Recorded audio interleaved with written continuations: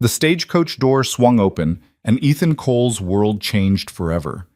He'd expected a bride. What arrived was a ghost. Lillian Moore descended those wooden steps like a woman walking to her execution, one eye swollen shut, purple bruises mapping her pale cheekbone like territories of pain. In her trembling hand, a crumpled note. She needs sanctuary, not questions. Her past is hunting her. The Montana wind caught her torn sleeve, revealing more bruises underneath. Ethan's jaw tightened. He'd lived alone for 8 years, preferring silence to complications. But seeing this broken woman, something ancient and protective roared to life inside him. If you want to see how a cowboy's promise can transform 2 broken souls into something unbreakable, stay until the end. Hit that like button and comment what city you're watching from. I want to see how far this story travels. The dust hadn't even settled from the stagecoach wheels when Ethan Cole realized his carefully ordered life was about to shatter into 1,000 complicated pieces. He stood at the edge of Benton's Crossing, Montana territory, his worn leather hat pulled low against the September sun, watching the Concord coach rumble toward the station with a sense of dread he couldn't quite name. 3 months ago, in a moment of whiskey-soaked loneliness, he'd written to the Boston marriage agency. 3 months ago, he'd been desperate enough to believe a mail-order bride might fill the silence that had become his constant companion on his remote homestead. Now, watching that coach door swing open, Ethan wondered if desperation had made him a fool. The first thing he saw was her hand, small, pale, gripping the doorframe with such force her knuckles had gone white. Then came her shoe, a worn leather boot that had seen better days, finding purchase on the coach step. Finally, the woman herself emerged into the harsh Montana sunlight, and Ethan felt his breath catch in his throat for all the wrong reasons. She was young, maybe 22, 23 at most. Her dark hair, once probably arranged in some fashionable Boston style, hung in disheveled waves around a face that told a story Ethan had seen too many times before. Her left eye was swollen nearly shut, the skin around it a vicious palette of purples and yellows. A cut across her cheekbone had scabbed over, and when she turned her head slightly, he caught sight of bruising along her jaw that disappeared beneath the high collar of her traveling dress.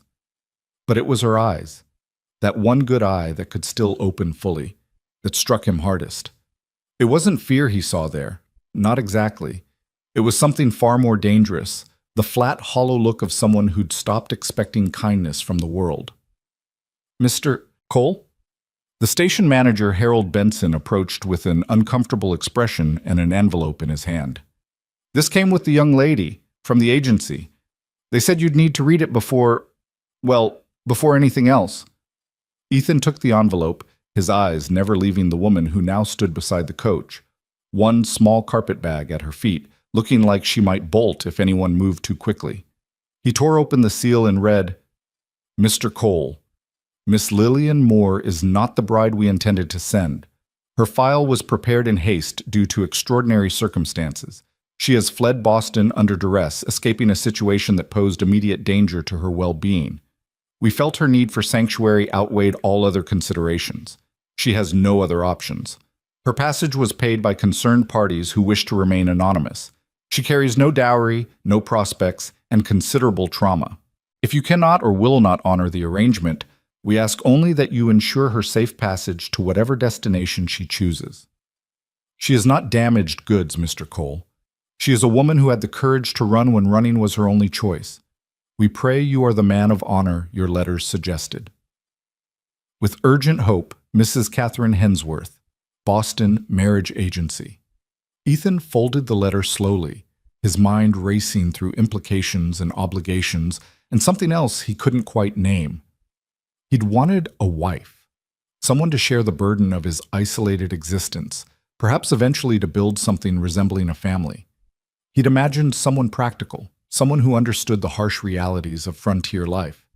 He hadn't imagined this. "Mr. Cole!" A voice, soft and cultured despite its tremor, made him look up. Lillian Moore had approached while he read, moving with the careful deliberation of someone whose body hurt. Up close, the damage was even more evident.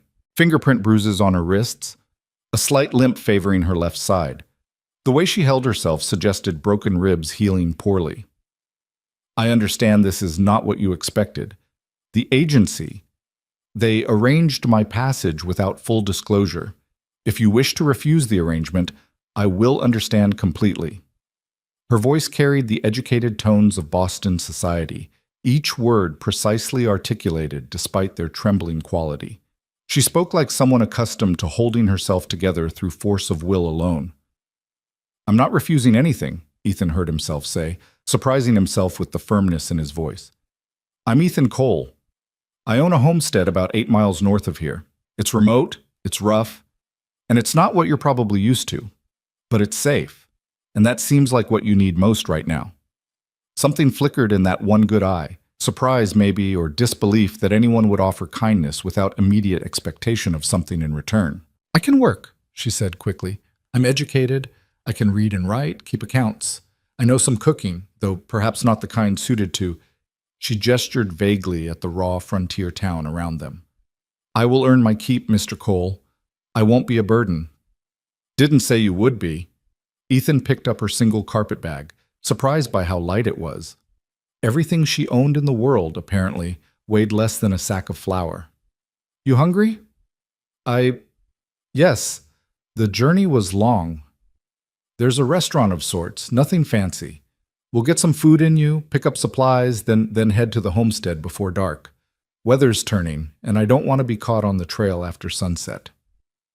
As they walked toward the town's main street, really just a collection of rough buildings clustered around the stagecoach route, Ethan was acutely aware of the stairs following them. Benton's Crossing was small enough that everyone noticed everything, and a battered woman arriving as a mail-order bride would fuel gossip for months. Let them stare. He'd never given a damn about town opinion before. He wasn't about to start now.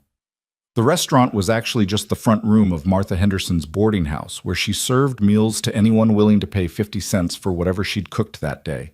The smell of beef stew and fresh bread hit them as they entered, and Ethan saw Lillian's expression shift slightly, hunger winning out over everything else for just a moment. "Ethan Cole." Martha emerged from her kitchen, wiping flour-covered hands on her apron. She was a widow in her 50s, sharp-eyed and sharper-tongued, who'd run this place since her husband died in a mining accident 7 years back. Her gaze moved from Ethan to Lillian, and he saw the exact moment she registered the bruises. Her expression hardened. "This would be your bride from Boston?" "This is Miss Lillian Moore," Ethan said carefully. "We'd appreciate 2 bowls of whatever you're serving, and maybe some of that bread." Martha's eyes narrowed, but she nodded. "Sit wherever. I'll bring it out." They settled at a corner table, Lillian moving gingerly as she lowered herself into the chair.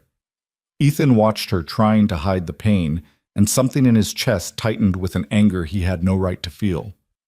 "The letter mentioned you were running from something," he said quietly, keeping his voice low enough that it wouldn't carry to Martha's kitchen. "You don't have to tell me details if you don't want to, but I should know if someone's likely to come looking for you." Lillian's good eye fixed on the rough wooden table. For a long moment she said nothing, and Ethan thought maybe he'd pushed too hard, too fast. Then she spoke, her voice barely above a whisper. "My uncle, Richard Moore. He's a prominent attorney in Boston, wealthy, well-connected, respected." The way she said respected carried layers of bitter irony. "My parents died when I was 15, yellow fever. My uncle became my guardian, which gave him control of my inheritance until I married or turned 25. "He did that to you?" Ethan kept his voice level, but his hands clenched under the table. "Not directly. He would never risk marking his own hands." Lillian's jaw tightened. "He had associates, men he employed to remind me that he controlled every aspect of my life. When I refused his choice of husband, a business partner of his, 40 years old and cruel, the reminders became more physical." Martha arrived with 2 steaming bowls of stew and a basket of bread, her expression carefully neutral, but her eyes full of questions she was too polite to ask. When she left, Lillian continued, her words coming faster now, as if speaking them aloud was breaking some internal dam. "3 weeks ago, I overheard my uncle discussing the wedding date with his partner. They spoke about my inheritance as if I were already dead, how they would divide it, what investments they would make. And I realized that if I married this man, I probably wouldn't survive the first year. It would be made to look like an accident, and my uncle would express appropriate grief while spending my parents' money. She picked up her spoon with a hand that trembled slightly. I had a maid named Clara who'd been kind to me. She had a cousin who worked at the marriage agency. Between them, they arranged everything, forged letters of recommendation, paid my passage, even gave me this dress since I couldn't leave with anything that might be traced. She touched the fabric of her traveling dress, worn but serviceable. I left with nothing but the clothes Clara gave me and my mother's locket. Her hand went to her throat, where Ethan now noticed a delicate gold chain disappearing beneath her collar. "Does he know where you went?" "I don't think so. Clara told him I'd run off with a merchant sailor heading to New York. But my uncle is persistent and has resources. Eventually, he may think to check marriage agencies. When he does..." She finally met Ethan's eyes, and he saw the fear she'd been trying to hide. "I'm sorry. You asked for a wife, and instead you've inherited someone else's problem." "You're not a problem." The words came out harder than Ethan intended, and Lillian flinched slightly. He softened his tone. "You're a person who got dealt a rotten hand. That's not the same thing." She studied him with an expression he couldn't quite read, surprise and suspicion, and something that might have been the faintest glimmer of hope. "The agency letter mentioned you were expecting something different," she said. "Someone who could actually be a proper wife." "I should be honest with you, Mr. Cole. I have no experience running a frontier household. I was raised in Boston society. Useless skills like watercolors and French conversation. I can't shoot, I've never milked a cow, and I faint at the sight of blood. You'd be within your rights to put me back on that stagecoach." "Where would you go?" The question hung between them. They both knew the answer. Nowhere. She had no money, no connections, no safety anywhere else.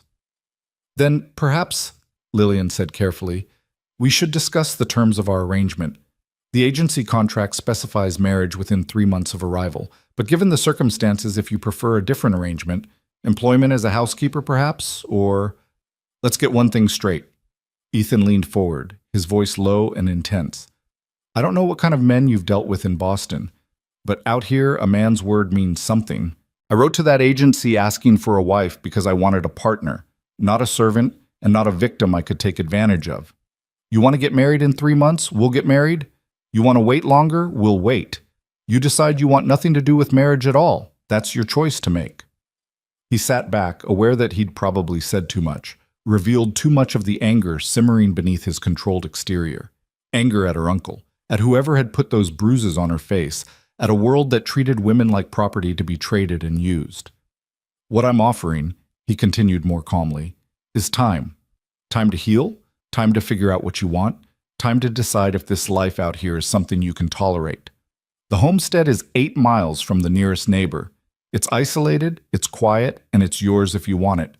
No expectations, no obligations, except to get yourself healthy again." Lillian stared at him like he'd started speaking a foreign language. "Shit. You're serious. I don't joke much. But the contract is paper. What matters is what we decide between us." He pushed his barely touched stew toward her, noticing she'd already finished hers. "Eat.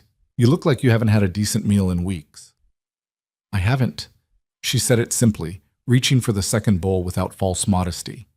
My uncle believed hunger was a useful tool for ensuring compliance. The casual way she said it, as if starving a young woman was merely a practical strategy, made Ethan want to find Richard Moore and introduce him to the business end of his fists. Instead, he signaled Martha for more bread. They ate in silence for a few minutes, Lillian attacking the food with the focused intensity of someone who'd learned not to take meals for granted. When she finally slowed down, some color had returned to her pale cheeks. "I should tell you," she said, breaking a piece of bread with careful precision, "I'm not a coward. I know running away might seem like weakness, but staying would have been death. I chose life, Mr. Cole, even if it meant fleeing to the unknown." "Takes more courage to run than to stay and let yourself be destroyed," Ethan said. "Anyone who says different is a fool. My uncle would say a proper lady accepts her circumstances with grace." "Your uncle sounds like someone who's never had circumstances forced on him." Ethan stood, leaving coins on the table for Martha. "We should get supplies before the general store closes, unless you need more time to rest." "I've rested enough." Lillian rose, moving more easily now that food had given her strength. I'd rather keep moving. The general store was owned by Samuel Tucker, a transplant from Ohio who'd come west for gold and stayed to sell supplies to other disappointed prospectors. He looked up from his ledger as they entered, his expression shifting from commercial welcome to poorly concealed curiosity. Ethan, heard your bride arrived on the afternoon coach. News travels fast. Ethan handed him a list he'd prepared weeks ago. Flour, coffee, sugar, salt, dried beans, ammunition. Basic supplies to get them through the coming winter. Small town. Samuel's eyes kept drifting to Lillian, who'd moved to examine a display of fabric bolts with studied fascination. Everything all right? Fine. Ethan's tone didn't invite further questions. Samuel got the message and started gathering items from the list. While he worked, Ethan noticed Lillian had paused at a shelf of books, a meager collection Samuel kept mostly for show, since literacy wasn't exactly common among the prospectors and cowboys who made up his clientele. You read? Ethan asked, coming up beside her. Voraciously. She touched the spine of a worn copy of Shakespeare's sonnets with something like hunger. It was one of the few things my uncle couldn't take from me, though he tried. He felt education made women difficult. Imagine that. Ethan pulled the book from the shelf and added it to his growing pile of supplies. We've got a few books at the homestead. Nothing fancy, but enough to keep you occupied during the winter. You don't have to. I want to. He met her eyes steadily. Consider it a welcome gift. Her expression shifted through several emotions too quickly to name, finally settling on something that might have been gratitude mixed with suspicion, as if she couldn't quite believe in gifts that came without hidden prices. Samuel finished loading supplies into 2 large crates. I'll have my boy help you load these into your wagon. Appreciate it. Ethan paid, watching the coins disappear with the knowledge that his carefully saved funds had just taken a significant hit. Worth it, though, to see the way Lillian held that book of sonnets like it was made of gold. The wagon was where he'd left it, his sturdy mare Bess still hitched and waiting patiently. Samuel's son, a gangly teenager named Jimmy, helped load the crates while casting curious glances at Lillian. Miss? Jimmy finally worked up the courage to speak directly to her. Welcome to Montana territory. I hope you'll be happy here.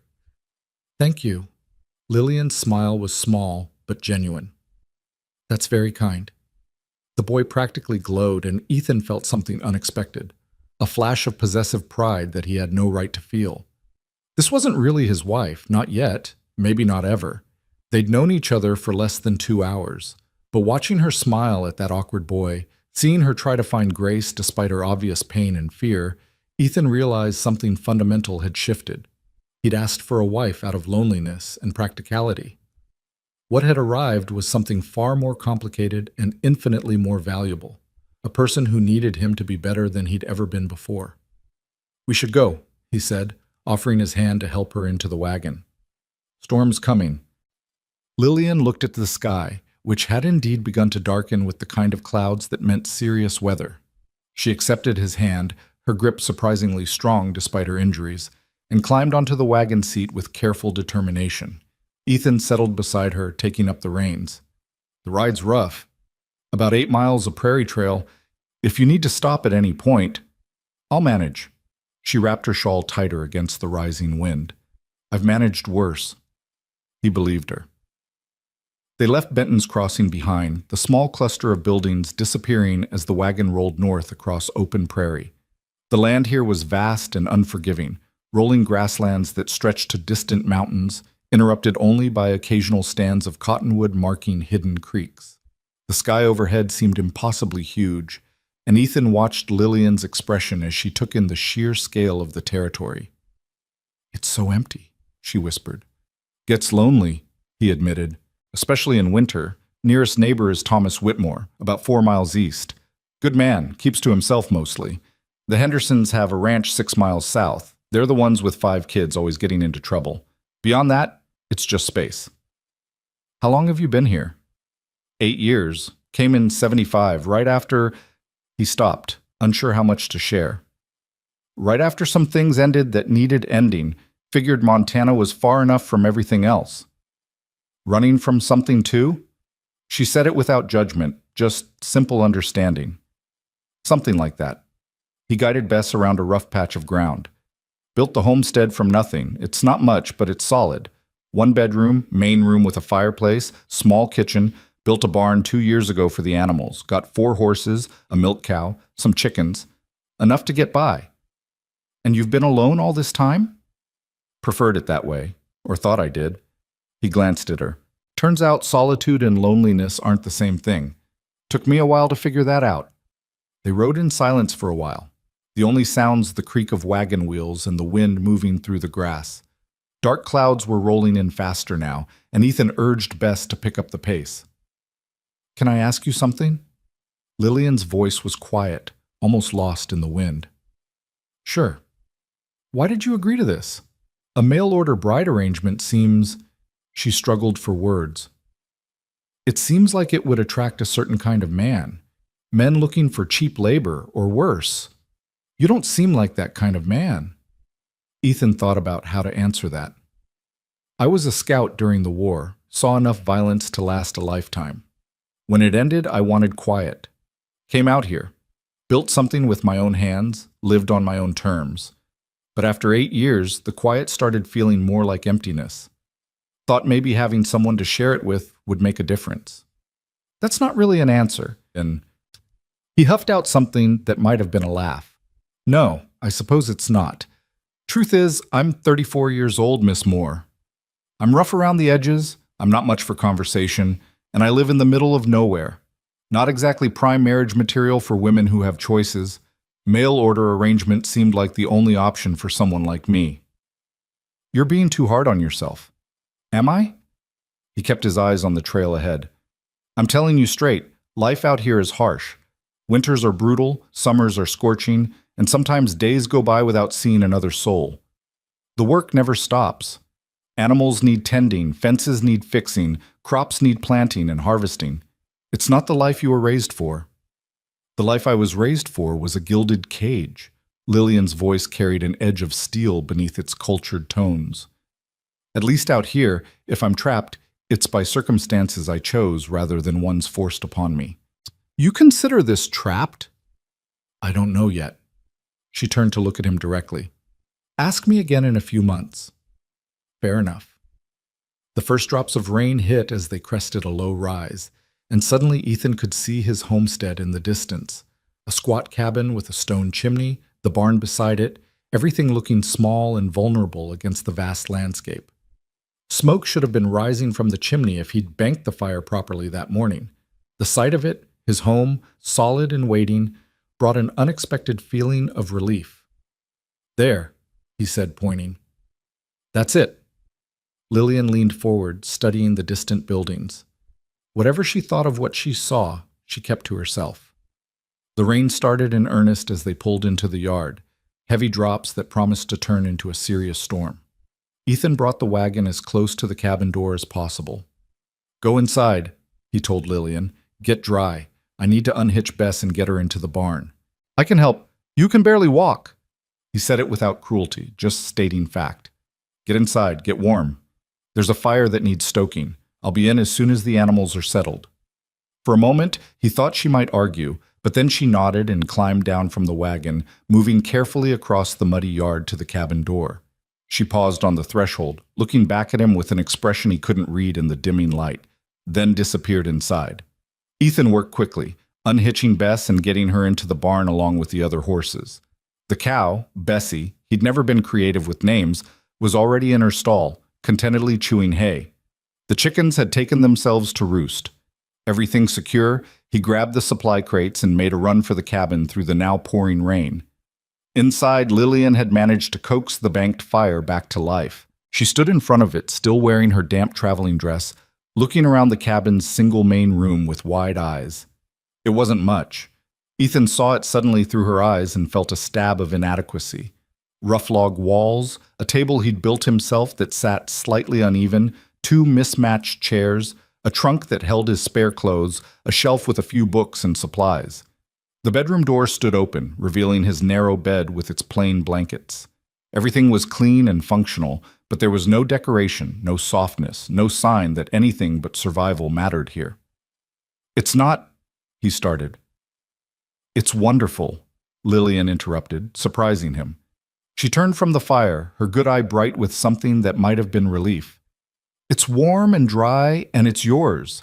No one can walk through that door without permission. No one can hurt. Her voice caught. I'm sorry. It's just been so long since I felt safe anywhere. Ethan set down the crates, suddenly aware of how small the space was, how close they were standing, how alone they were out here with miles of empty prairie in every direction. The situation's intimacy hit him like a physical blow. This woman, this stranger, was now in his home with no one to protect her but him. The bedroom is yours, he said gruffly. I'll sleep out here by the fire. There are extra blankets in the trunk if you need them. Water basin is there for washing. It's not fancy. Stop apologizing. Lillian's voice was firm despite its exhaustion. This is more than I hoped for, more than I deserve. You deserve a hell of a lot more than running from a man who should have protected you. The anger was back in his voice, and he saw her take an instinctive step back. He forced himself to calm down. Sorry, I shouldn't. It's not my place to. You're angry on my behalf. She said it with wonder, as if the concept was foreign. No one's been angry on my behalf before. Then you've known the wrong people. A crack of thunder made them both jump. The storm was directly overhead now, rain hammering on the roof with impressive force. Lillian wrapped her arms around herself, and Ethan noticed she was shivering. You need to get out of those wet clothes, he said, then immediately felt his face heat at the implication. I mean, there's some clothes in the trunk, old shirts, spare pants. They'll be too big, but they're dry and warm for sleeping, to sleep in. He was making this worse, definitely making this worse. A sound made him look up. Lillian was laughing, actually laughing, one hand pressed to her mouth as if she couldn't quite believe the sound was coming from her. I'm sorry, she gasped. It's not funny. You're being so kind and it's just... Another laugh escaped. You're so flustered and it's the first normal thing that's happened to me in months. Ethan felt his own mouth twitch with something that might have been a smile. Glad my discomfort is entertaining. It's refreshing. She wiped at her eyes, and he realized with a start that she was crying even as she laughed. My uncle's associates were never flustered. They knew exactly what they were doing, every calculated cruelty. But you're standing there blushing because you mentioned clothes, and it's... She couldn't finish. The laughter turned to sobs, and suddenly this poised woman was crumpling, all that careful control disintegrating. Ethan moved without thinking, catching her before she hit the floor, supporting her weight as 8 years of living alone screamed at him that he had no idea what to do with a crying woman in his arms. I'm sorry, she gasped against his chest. I'm sorry. I shouldn't. You're fine. He kept his voice low and steady, one hand carefully patting her back in what he hoped was a comforting gesture. You're safe here. I promise you that. Whatever else happens, you're safe. She cried harder, and Ethan just held her, the stranger who was somehow his responsibility now, feeling her shake with the kind of tears that came from breaking points finally reached. The storm raged outside, but inside the cabin, lit by firelight and filled with the sound of grief finding release, something fragile and important was beginning. When her sobs finally quieted, Lillian pulled back, mortified. I apologize. That was inexcusable. It was human. Ethan released her carefully, stepping back to give her space. You've been through hell. Crying about it seems pretty reasonable. She wiped at her face with trembling hands, wincing when she accidentally touched the bruised side. I should let you rest. You've had a long day dealing with your unexpected situation. Lillian. He waited until she looked at him. You're not a situation. You're a person who needed help. And I'm glad I could give it. Now go change into something dry before you catch pneumonia. We can figure out everything else tomorrow. She nodded, moving toward the bedroom with her single carpet bag. At the doorway, she paused. Mr. Cole? Ethan. Just Ethan. Ethan. She tested his name like she was tasting something unfamiliar. Thank you for not sending me away, for giving me a chance. You don't need to thank me for basic decency. In my experience, basic decency is rarer than you'd think. She disappeared into the bedroom, closing the door softly behind her. Ethan stood in his suddenly too quiet cabin, listening to the storm and the soft sounds of movement from behind that closed door, and wondered what exactly he'd gotten himself into. One thing was certain, his carefully ordered, solitary life was over. What would replace it, he had no idea. But standing there, remembering the weight of Lillian Moore's grief in his arms and the fierce protectiveness that had risen in him, Ethan realized something unexpected. He didn't want his old life back. For the first time in 8 years, the silence felt less like peace and more like possibility. The storm would rage all night. By morning, everything would look different. But for now, in this moment, there was just a woman finding safety and a man learning what it meant to offer it. And somehow, impossibly, that felt like enough. Morning came with the kind of silence that only follows violent storms. Ethan woke on the floor by the fire, his back protesting the hard surface despite the bedroll he'd laid out. Pale light filtered through the cabin's small windows, and for a disorienting moment, he forgot why he wasn't in his own bed. Then he heard it, a soft sound from the bedroom, like someone trying very hard to move quietly and failing. Memory crashed back. Lillian. The bruises. The promise he'd made without fully understanding its weight. He sat up, running a hand through his hair, and tried to figure out what the hell he was supposed to do next. In his 8 years of solitude, mornings had followed a predictable pattern. Wake, start the fire, tend the animals, make coffee, work until exhaustion made him stop. Simple, uncomplicated. Now there was a woman in his bedroom, his former bedroom, and he had no idea what the protocol was for this situation. Did he knock? Did he start breakfast and hope she emerged on her own? Did he pretend everything was normal when nothing about this was remotely normal? The bedroom door opened before he could decide, and Lillian stepped out wearing one of his old flannel shirts over a pair of his work pants cinched tight with rope. The clothes swallowed her small frame, the shirt hanging nearly to her knees, the pants rolled up multiple times at the ankles. She'd attempted to tame her dark hair into a braid, but pieces had escaped to frame her face. Even with the bruises still vivid against her pale skin, even drowning in his oversized clothes, there was something striking about her. Maybe it was the way she held herself. That particular combination of fragility and steel that spoke to survival earned rather than given. "Good morning," she said, her cultured Boston accent sounding almost absurd in the rough cabin. "I hope I didn't wake you." "Been awake." Ethan stood, trying not to notice how the morning light caught in her eyes, that one good eye still shadowed with pain but clearer than yesterday. "How'd you sleep?" "Better than I have in months." She moved toward the fire, still favoring her left side. "The bed is very comfortable. You should take it back tonight. I can sleep out here." "No." The flatness in his voice made her pause. "Ethan, I can't take your bed indefinitely. It's not right." "What's not right is making someone with broken ribs sleep on the floor." He saw her expression shift, surprised that he'd noticed. "I was a scout in the war. I know what damaged ribs look like. How many?" She wrapped her arms around herself, a protective gesture. "2, I think. Maybe 3. They're healing." "When?" "About 2 weeks ago. One of my uncle's associates felt I needed a stronger reminder about compliance." She said it in that same distant tone, as if she were describing something that had happened to someone else. He was very careful about placement, nothing that would show an address. Ethan's hands clenched at his sides, but he kept his voice level. "You need to take it easy. No heavy lifting, no twisting wrong. Ribs take time." "I told you I'd earn my keep. And I told you that's not necessary." He moved to the stove, grateful for something to do with his hands. "But if you want to feel useful, you could make coffee while I tend the animals. Everything you need is on that shelf." He expected argument, but Lillian just nodded and moved to examine the supplies. "I've never actually made coffee without servants. My uncle's kitchen was forbidden territory." "It's not complicated. Water, grounds, heat. Hard to ruin." He pulled on his coat, still damp from yesterday's storm. "I'll be back in about an hour. Don't try to do anything that involves lifting or reaching high. And don't go outside. The yard's a mud pit after that rain." "Ethan." She turns to face him, something uncertain in her expression. "Thank you. For the bed, for the space, for not expecting anything." He wanted to tell her that gratitude for basic decency was a damning indictment of every man she'd known before. Instead, he just nodded and headed out into the cold morning air.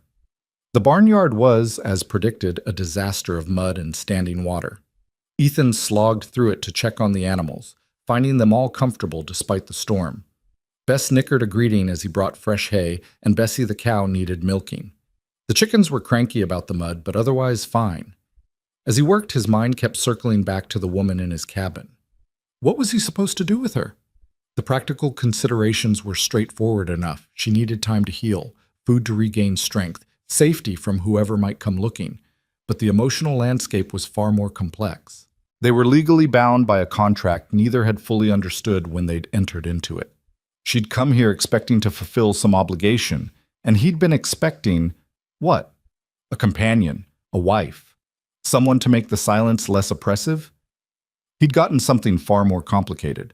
A broken woman with a Boston education and a spine made of iron who looked at his rough cabin like it was sanctuary instead of poverty. A woman who made him feel protective and confused and slightly terrified all at once. The milk pail was nearly full when Ethan realized he'd been sitting on the stool for 10 minutes, lost in thought while Bessie patiently chewed her hay. He shook himself, finished the milking, and headed back to the cabin with the pail and a basket of eggs. The smell hit him as soon as he opened the door. Coffee and something else. Bread? He stepped inside to find Lillian at the stove, her face flushed from the heat, carefully watching something in his cast-iron skillet. "I found flour and eggs," she said without turning around. "I thought I'd attempt breakfast. Fair warning, I've never actually cooked anything before. This might be inedible." Ethan set down the milk and eggs, moving to peer over her shoulder. In the skillet, some kind of flatbread was cooking, golden and imperfect but real. That's not inedible. It's not done yet. Reserve judgment. But he could hear the pride in her voice, tentative and new. "I read a cookbook once. Apparently that doesn't actually count as experience." Book learning, still learning. He poured himself coffee, strong enough to strip paint but drinkable, and settled at the table to watch her work. There was something mesmerizing about seeing her in his space, wearing his clothes, attempting to make food in his kitchen with the focused determination of someone proving something to themselves. The flatbread came out slightly burned on one side, but mostly edible. They ate it with butter and honey Ethan had traded for last month, and despite the imperfections, it was one of the better meals he'd had in recent memory. Maybe it was the novelty of not eating alone. Maybe it was watching Lillian's face light up when she realized she'd successfully made something. Either way, he found himself relaxing in a way he hadn't expected. "Tell me about the homestead," Lillian said, breaking the comfortable silence. "What needs doing? What's your routine?" "Depends on the season. Right now we're heading into winter, so it's about preparation. Making sure the barn's secure, checking fences, getting wood split and stacked, preserving what food we can.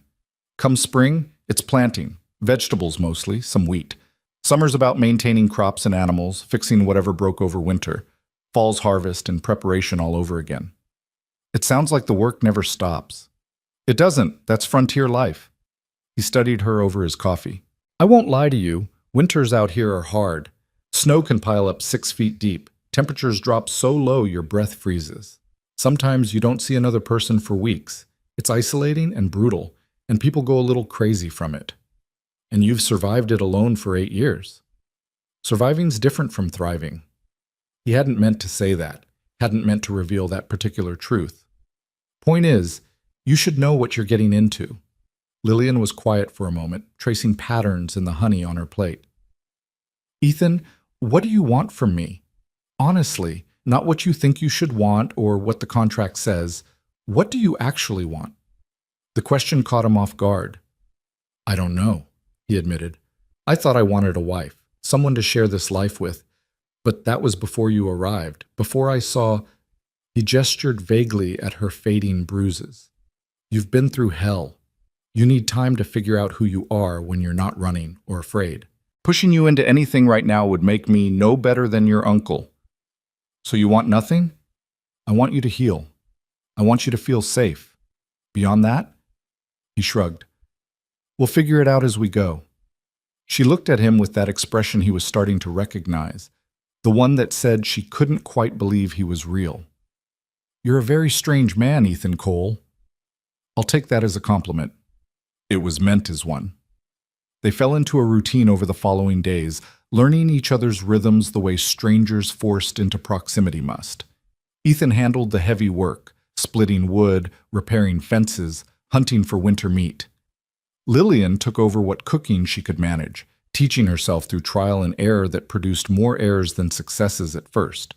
She couldn't lift heavy pots with her damaged ribs, couldn't reach the high shelves, couldn't work for long periods without needing rest. But she tried, with a determination that was both admirable and slightly worrying. "You don't have to prove anything," Ethan told her one afternoon, finding her struggling to haul water from the well with obvious pain. "I have to prove it to myself." She set down the bucket, breathing hard. "I've spent 7 years being told I was useless except as a source of income. I need to know I'm capable of something." "You are capable. You survived years of abuse and had the courage to run. That's not nothing." "It doesn't feel like enough." Ethan took the bucket from her, noting how she didn't quite hide her relief. "How about this? You teach me to read better. I can manage, but you went to fancy schools. We trade skills. I teach you frontier survival. You teach me whatever it is educated people know." Her eyes lit up. "You'd want that?" "Why not? Winter's coming. We'll have time." So that became part of their routine too. After dinner, they'd sit by the fire, Lillian in one of the mismatched chairs, Ethan on the floor with his back against the log wall, and she'd read aloud from his small collection of books.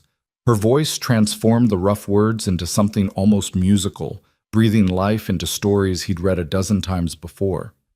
Sometimes she'd stop and explain things, historical context or literary references or just interesting facts she'd learned.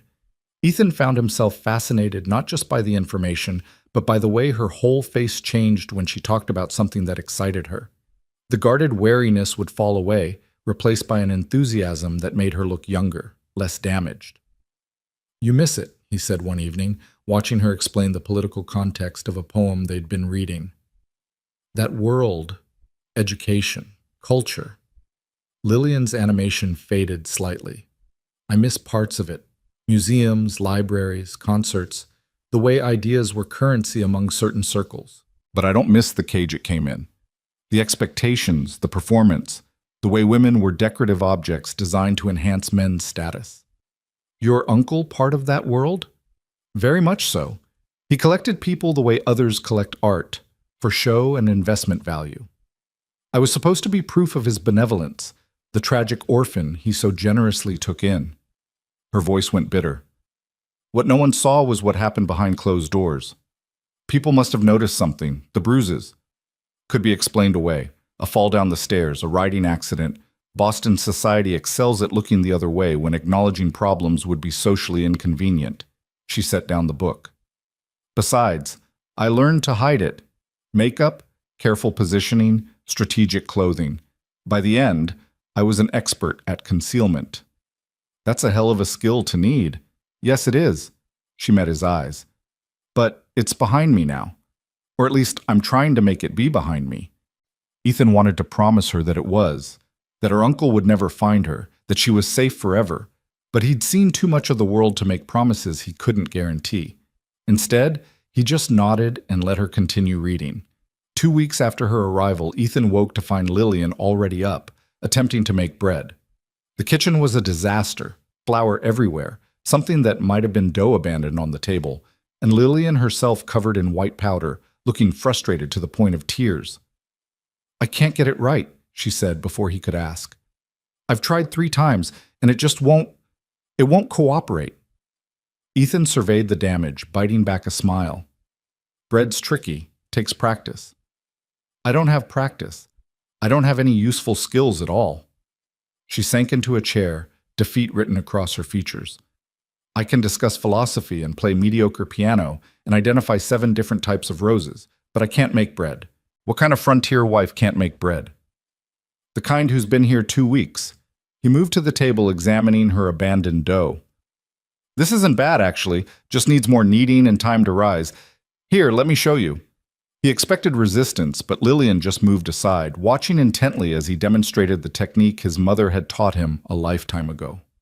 After a minute, he guided her hands to the dough, showing her the rhythm and pressure needed. "Like this," he said, his hands over hers. "Feel how it starts to change. That's the gluten developing."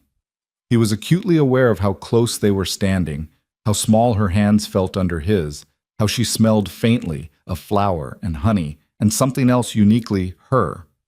When he stepped back, his heart was beating faster than the simple instruction warranted. If Lillian noticed, she didn't comment. She just continued kneading with the focused determination she brought to everything, her tongue caught between her teeth in concentration. The bread that finally emerged from the oven hours later was imperfect, but real, golden and crusty and filling the cabin with a smell that made Ethan's mouth water. Lillian stared at it like she'd created something miraculous. "I made bread," she whispered. "You did." "I actually made bread." She looked up at him with such joy that Ethan felt something shift in his chest. "Ethan, I made bread."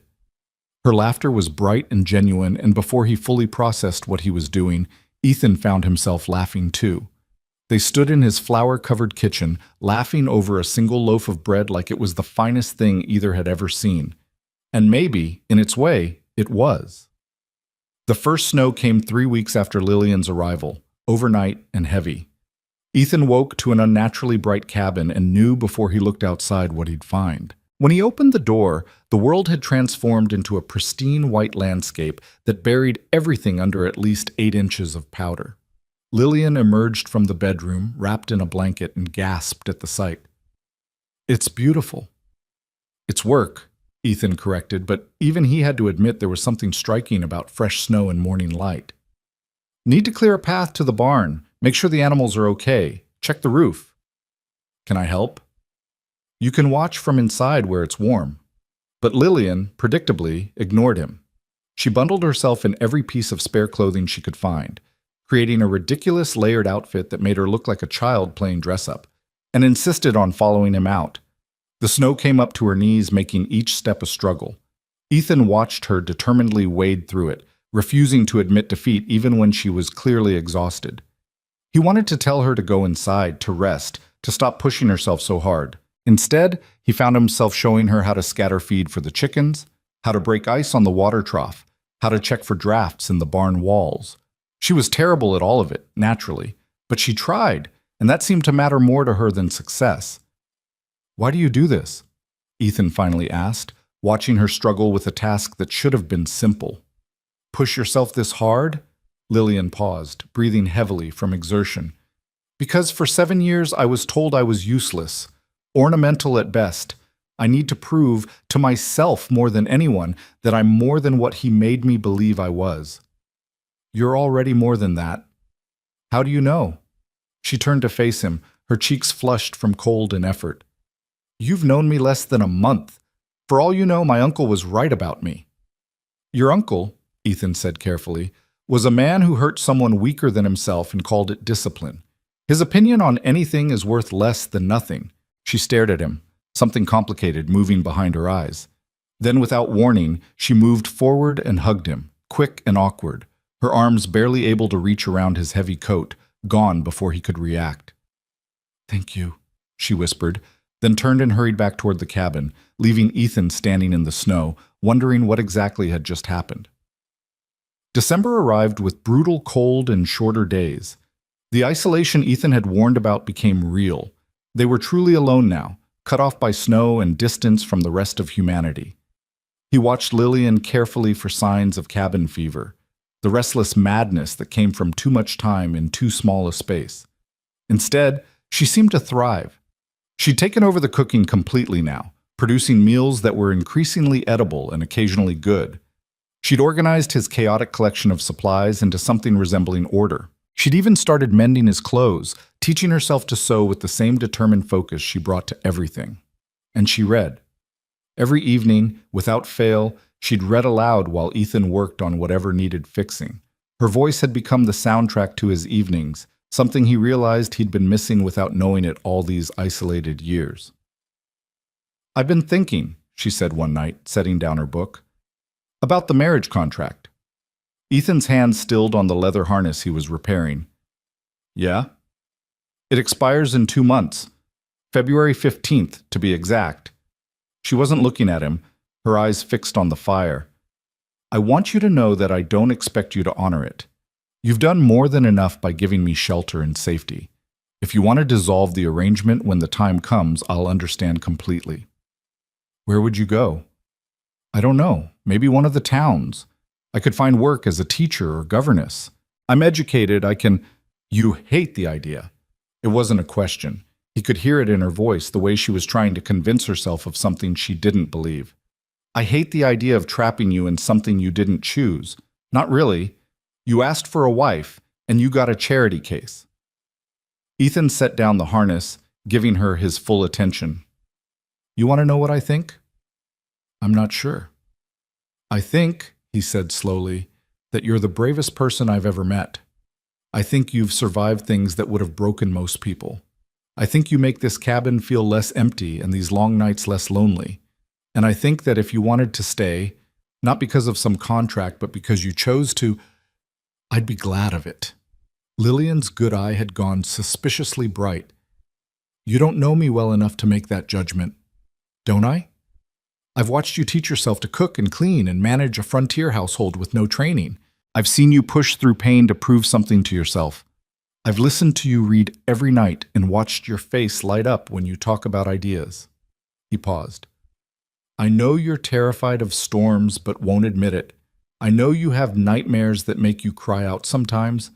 I know you're still healing inside and out. Maybe I don't know your favorite color or what you wanted to be when you were a child, but I know the things that matter. My favorite color is blue, she whispered. Deep blue, like the ocean. And when I was a child, I wanted to be an explorer. See? Already learning more. A laugh escaped her, watery but real. You're too good, Ethan Cole. It makes me nervous. I'm not good. I'm just not terrible. There's a difference. In my experience, not being terrible puts you far ahead of most men.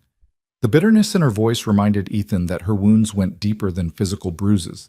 She'd been taught by her uncle and his associates that men were fundamentally dangerous, that kindness was just manipulation by another name. Changing that belief would take more than a few weeks of decent behavior. I'm not most men, he said quietly, and I'm not your uncle. Whatever happens between us, it'll be because we both choose it. No obligation, no pressure, just choice. Why? The question burst from her. Why are you like this? What do you get out of being patient and kind and asking for nothing in return? Maybe I get a less lonely cabin and someone who reads to me at night. Maybe I get to watch someone discover they're stronger than they thought. Maybe... He stopped, unsure how to articulate what he was feeling. Maybe I just get to be better than I've been. That enough? Lillian was crying now, silent tears tracking down her cheeks. I don't know how to accept this. Kindness without cost. Safety without strings. It feels wrong, like I'm waiting for the other shoe to drop. No other shoe, just this, what you see. Nothing hidden, nothing owed. She wiped at her face, leaving smudges from the fire's soot. I want to believe you. Then believe me, you've got 2 months until that contract expires. Use them to decide what you want, not what you think you should want or what's practical or safe. What you actually want.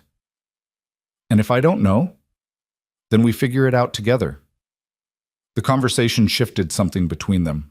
Lillian became less cautiously grateful and more genuinely present, as if permission to want things had unlocked something she'd kept carefully contained. She asked questions about his past, about the war, and what brought him to Montana, and why he'd chosen solitude. In return, she shared pieces of her own history, not the trauma, but the good parts. Her childhood before her parents died, the books she'd loved, the dreams she'd had before her uncle had crushed them systematically. They were learning each other, Ethan realized, really learning, beyond the surface necessity of cohabitation. He discovered she had a wry sense of humor that emerged when she felt safe, that she sang while she worked, old songs her mother had taught her, that she was fiercely competitive about everything, even tasks she'd never attempted before. She learned he was quieter than he seemed, that his silence wasn't emptiness but observation, that he had strong opinions about everything from politics to proper fence construction, but rarely shared them unless asked. That beneath his gruff exterior lived someone capable of unexpected gentleness. Christmas came and went quietly. Ethan had never been one for celebration, but Lillian seemed determined to mark the day somehow. She'd made him a shirt from fabric she'd found in his supplies, the stitching crooked but functional. He'd carved her a bookmark from a piece of cedar, simple but smooth. "I've never had a gift made just for me," she said, turning the bookmark over in her hands like it was precious. Everything before was about appearances, expensive things meant to be displayed. "It's just wood." "It's thoughtful. That's worth more than expensive." They sat by the fire that night, and Lillian told him about Christmases from her childhood, her parents' laughter, the smell of her mother's cooking, the joy before it had all been taken away.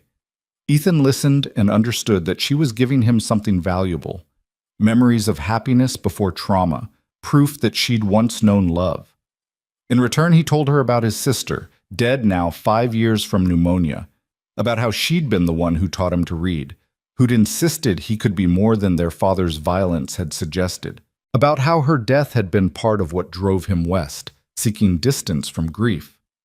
They were sharing wounds, Ethan realized, not to compare suffering, but to acknowledge it, to say, "I've been damaged too," and find comfort in mutual understanding. January brought a cold snap so severe that Ethan worried about the animals surviving it. He spent days in the barn, keeping fires going, making sure no one froze. Lillian brought him meals and stayed with him, refusing to leave him alone in the bitter cold, even when he insisted she should return to the cabin's warmth. "We're in this together," she said stubbornly, wrapped in every blanket they owned. "That's what partnership means, right? You don't face things alone when there's someone who can help." Partnership. The word hung between them, heavy with implication. They weren't just cohabitating strangers anymore, weren't just fulfilling a contract. Somewhere in the past 2 months, they'd become something else. What exactly, Ethan wasn't sure. But it felt like the foundation of something real. One night, trapped in the barn by particularly vicious wind, Lillian asked him the question he'd been waiting for. "What do you want, Ethan? Really want? Not from me specifically, but from life." He thought about it, watching the horses doze in their stalls. "Used to be I wanted peace. After the war, after losing my sister, I just wanted quiet and control over my own life. Built this place thinking that was enough. But it wasn't? It was, for a while. But 8 years is a long time to live with only your own thoughts for company. Started realizing that peace without connection is just another kind of emptiness." He glanced at her, bundled and half-frozen but stubbornly present. "Then you showed up, and the quiet didn't feel peaceful anymore. Felt lonely. Is that good or bad?" "Still figuring that out." He smiled slightly. "What about you? What do you want?" Lillian was quiet for so long he thought she might not answer. Then, softly, "I want to stop being afraid. I want to wake up without checking shadows for threats. I want to trust that kindness is real, not manipulation. I want—" Her voice caught. "I want to believe I deserve good things." "You do deserve good things. Knowing it intellectually and believing it emotionally are different battles." She pulled the blankets tighter. "But being here with you, I'm starting to think maybe it's possible. Maybe I can become someone who isn't defined by what was done to her." "You already are that person. You just need time to see it." She looked at him then, really looked, and Ethan saw something shift in her expression, a decision being made, a wall coming down. "Ask me in February," she whispered, "when the contract expires. Ask me what I want, and I'll give you a real answer." "I'll ask." They sat in companionable silence after that, listening to the wind howl and the horses breathe, and Ethan felt something settle in his chest. He didn't know what February would bring, what answer Lillian would give, but for the first time since she'd arrived, he allowed himself to hope it might be the one he was starting to realize he wanted. February arrived with deceptive gentleness, a thaw that melted the worst of the snow and turned the world into mud and promise. Ethan watched the calendar with an awareness that felt almost painful, counting down days until the contract expired and Lillian would have to make her choice. They'd fallen into a rhythm so natural it felt like they'd been living this way for years rather than months. Her reading by the fire while he worked, shared meals where conversation flowed easily, quiet moments that didn't need filling with words. He was in love with her. The realization had crept up on him gradually, then hit all at once one morning when he'd watched her laugh at something one of the chickens had done, her whole face transformed by joy. He loved her courage, her determination, the way she'd rebuilt herself piece by piece from the wreckage her uncle had made. He loved her sharp mind and her terrible cooking that was slowly becoming less terrible. He loved how she made his empty cabin feel like home. But love didn't mean possession, and he'd promised her choice. So he kept his feelings locked away and waited for February 15th, trying not to hope too hard for an answer he had no right to expect. The decision was taken out of both their hands on February 10th. Ethan was in town picking up supplies, leaving Lillian at the homestead with strict instructions to stay inside and rest. Her ribs were finally healed, but she'd been pushing herself hard lately, preparing for whatever future she'd decided on. The trip to Benton's Crossing should have been routine, a few hours at most. He was loading flour into the wagon when Harold Benson approached, his expression troubled in a way that immediately set Ethan's instincts on alert. "Ethan, you got a minute? What's wrong?" Harold glanced around, lowering his voice. "Had some strangers come through yesterday asking questions. Well-dressed fellow and two men who looked like hired muscle. The fancy one was asking about mail-order brides, specifically any that might have come through from Boston around September." Ice flooded Ethan's veins. "What'd you tell them?" "Nothing. Said we get lots of people through, can't keep track of everyone. But Ethan, this fellow, he was persistent. Offered money for information. Some folks in town might not be as circumspect as me, especially with winter being hard and cash being scarce." "Where are they now?" "Checked into Martha's boarding house. Said they'd be staying a few days, making inquiries." Harold's weathered face creased with concern. "I don't know your business with Miss Moore, and I'm not asking, but if she's running from something, you should know it might have caught up." Ethan's mind raced, calculating distances and options, and the brutal reality that his isolated homestead, which had seemed like perfect sanctuary, was now a trap. "How many people know where I live?" "Most everyone in town, at least generally. You've been trading here for 8 years. People know you're north of here, about 8 miles. Harold paused. "You thinking these men mean her harm?" "I'm thinking they're here for her, and not for any good reason." "Then you'd better move fast. Town talk travels, and someone's bound to mention your place once enough money changes hands." Harold handed Ethan his change. "Whatever you need, Ethan, you let me know. Some of us remember how you helped Thomas Whitmore's boy when he got lost in that blizzard 2 years back. We don't forget." Ethan nodded his thanks and finished loading supplies with hands that wanted to shake but didn't.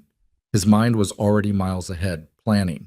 He needed to get back to Lillian, needed to warn her, needed to figure out their next move before her uncle's men showed up at his door. The ride home felt endless, every mile an agony of imagined disasters. What if they'd already found the homestead? What if Lillian was already gone, dragged back to Boston, and the nightmare, she'd escaped? The contract expired in 5 days. 5 days until she would have been free to make her own choice without legal complication. 5 days they apparently didn't have. The homestead looked peaceful as he approached, smoke rising from the chimney, everything exactly as he'd left it. Ethan didn't relax. He pulled the wagon up fast, not bothering to unhitch Bess before striding to the cabin door. Lillian looked up from the shirt she was mending, her smile fading as she registered his expression. "What happened?" "Your uncle found you. Or at least he found Boston marriage records and traced you to Benton's Crossing." Ethan closed the door, his mind still racing through options. "He's got men in town asking questions. It's only a matter of time before someone points them this direction." He watched the color drain from her face, watched her hands go still on the fabric. "How long?" "A day, maybe 2 if we're lucky. Depends on how fast word spreads and how much money he's offering." He moved to the bedroom, pulling out his rifle and checking the ammunition. "We need to decide our next move." "I should run." Lillian stood, setting aside the mending with trembling hands. "Head further west, find another town, another name. And then what? He found you once, he'll find you again. Men like your uncle don't give up when there's money involved."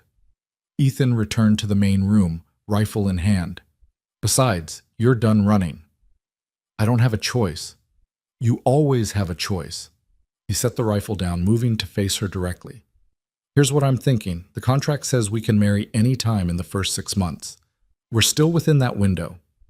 If we marry now, legally, you become my wife. My responsibility. That complicates things for him. Lillian shook her head. Ethan, no. I won't trap you into marriage because my past caught up with me. That's not fair to you. Fair? He heard his voice rise and forced it level again. You think what's fair is letting those men drag you back to Boston so your uncle can finish what he started?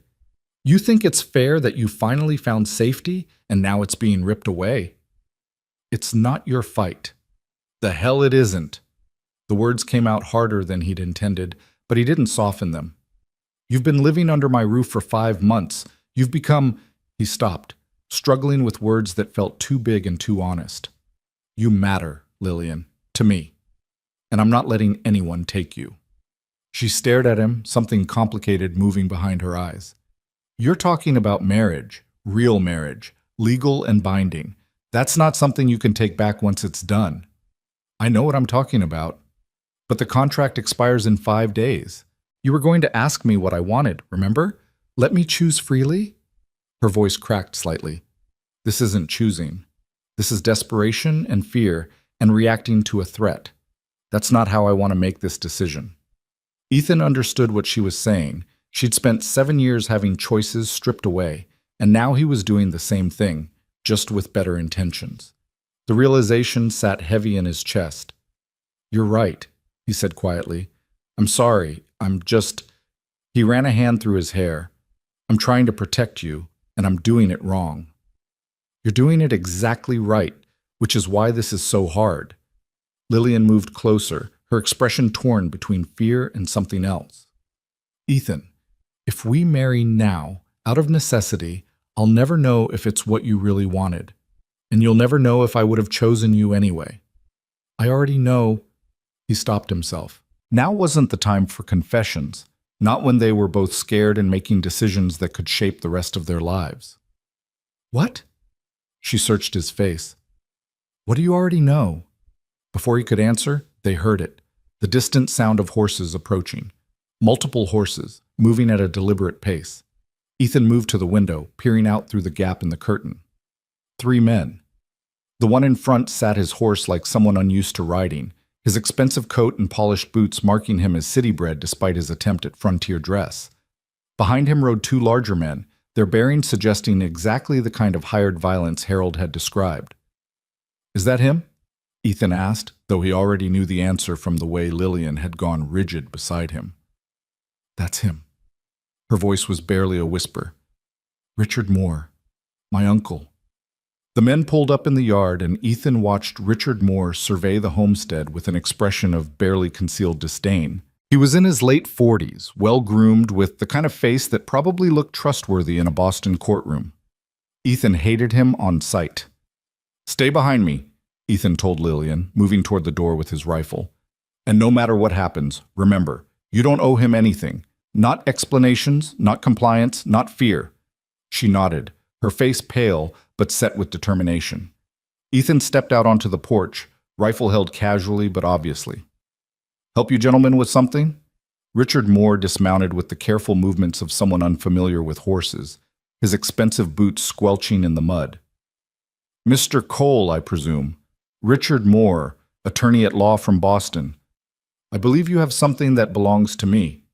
Don't own anything that belongs to you. My niece. Moore's cultured voice carried easily across the yard. Lillian Moore. I have information suggesting she arrived here last September through a rather irregular marriage arrangement. I've come to retrieve her and return her to her proper home. Your niece is an adult. She can go wherever she pleases. Actually, as her legal guardian until she reaches 25 or marries, I maintain certain rights and responsibilities. Moore pulled a folded document from his coat. I have papers here establishing my guardianship and her mental incapacity to make sound decisions. A physician in Boston has documented her tendency toward hysteria and irrational behavior. Ethan felt rage building but kept his voice level. Convenient how that medical opinion supports exactly what you need it to. The law is the law, Mr. Cole. I'm sure a simple frontiersman such as yourself can appreciate that. Moore's tone dripped with condescension. Now, if you'll simply hand over my niece, we can resolve this without unpleasantness. She's not property to be handed over. She is a confused young woman who ran away from her responsibilities and the care of her family. I'm here to bring her home where she belongs. Moore's expression hardened. I can do this civilly, or I can involve the territorial marshal. Your choice. Behind Ethan, the cabin door opened. Lillian stepped out, and he heard her sharp intake of breath, but she didn't retreat. Instead, she moved to stand beside him, her presence a declaration. Hello, Uncle Richard. Her voice was steady despite the fear Ethan could feel radiating from her. I see you've gone to considerable trouble to find me. Lillian? Moore's face arranged itself into an expression of concern that didn't reach his eyes. Thank heavens you're safe. When you disappeared, I was beside myself with worry. Your maid finally confessed she'd helped you run to some marriage agency scheme. I've been searching for months. I'm fine, as you can see. Are you? Living in this hovel with a stranger? Surely you can see this is beneath you, beneath your breeding and education. Moore's tone shifted, becoming almost gentle. Come home, dear. All is forgiven. We can forget this unfortunate episode. I'm not coming back. Lillian, be reasonable. I am being reasonable. She straightened, and Ethan felt fierce pride at her courage. I'm making the choice to stay here, where I'm safe and treated with respect, where no one hurts me for refusing to comply with their plans. Moore's mask slipped for just a moment, revealing something cold beneath. You're speaking of discipline, which any responsible guardian must occasionally employ. You are always prone to dramatics. Is that what you call it? Lillian's voice rose. Discipline? Starving me? Having your associates beat me when I wouldn't agree to marry your business partner? That's not discipline, Uncle Richard. That's abuse. Careful, Lillian. Moore's voice went soft and dangerous. You're making serious accusations against a respected attorney. Accusations that a man of my standing could easily disprove, especially given your documented mental instability. The only documentation of that exists in papers you had forged. She was shaking now, but she didn't back down. You needed me declared incompetent so you could control my inheritance. But I'm not incompetent, and I'm not coming back to let you finish what you started. You don't have a choice.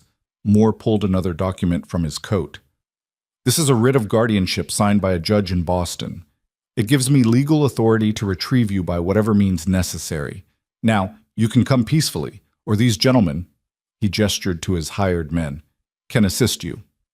Ethan stepped forward, putting himself between Lillian and the threat. That paper might mean something in Boston. Out here, it's just ink, and the lady said no. Mr. Cole, I strongly advise you not to interfere in family matters. Moore's expression hardened completely. Harboring a mentally incompetent woman against her guardian's wishes is a serious offense. I could have you arrested. Try it. The two hired men shifted on their horses, hands moving toward weapons they kept concealed but obvious. Ethan didn't raise his rifle, but his grip tightened imperceptibly. This is your last opportunity to resolve this civilly, Moore said. Hand over my niece, and we'll leave peacefully. Refuse, and I'll return with the marshal and enough men to ensure compliance. Lillian's hand found Ethan's arm, her fingers digging in with desperate strength. He could feel her trembling, could sense her fighting not to give in to the fear her uncle was deliberately cultivating. Years of conditioning warred with months of healing, and Ethan realized with sudden clarity what needed to happen. You want to talk about legal rights? Ethan said, an idea forming even as he spoke. Fine. Let's talk about them. Miss Moore came here under a marriage contract arranged by a Boston agency. That contract gives us 6 months to formalize the marriage, and we're still within that time frame. A contract signed by an incompetent party is invalid, Moore countered smoothly, except she wasn't declared incompetent when she signed it. That convenient medical opinion came after, didn't it? Ethan felt Lillian's grip tighten, which means at the time of signing, she had full legal capacity to enter into contracts. Moore's jaw clenched. That's a technicality. Laws built on technicalities. You said so yourself. Ethan glanced at Lillian, seeing understanding dawn in her eyes. The question is simple. We can marry right now, make it legal and binding, and then you've got no claim because guardianship ends with marriage. Or you can try to take her by force, and we can see how well that works out for you. You're bluffing. But Moore's voice had lost some of its confidence. Am I? Ethan turned slightly to Lillian, keeping Moore in his peripheral vision. It's your choice. Always your choice. But if you want to end this now, permanently, I'm offering. Lillian looked between Ethan and her uncle, and he watched her face transform, fear giving way to calculation, then to something that looked like fierce determination. You'd marry me? Right now? Just to protect me from him? I'd marry you because you asked me to, Ethan said quietly. The protection is just a bonus. She studied his face for a long moment, searching for something. Whatever she found must have satisfied her because she nodded once, sharply.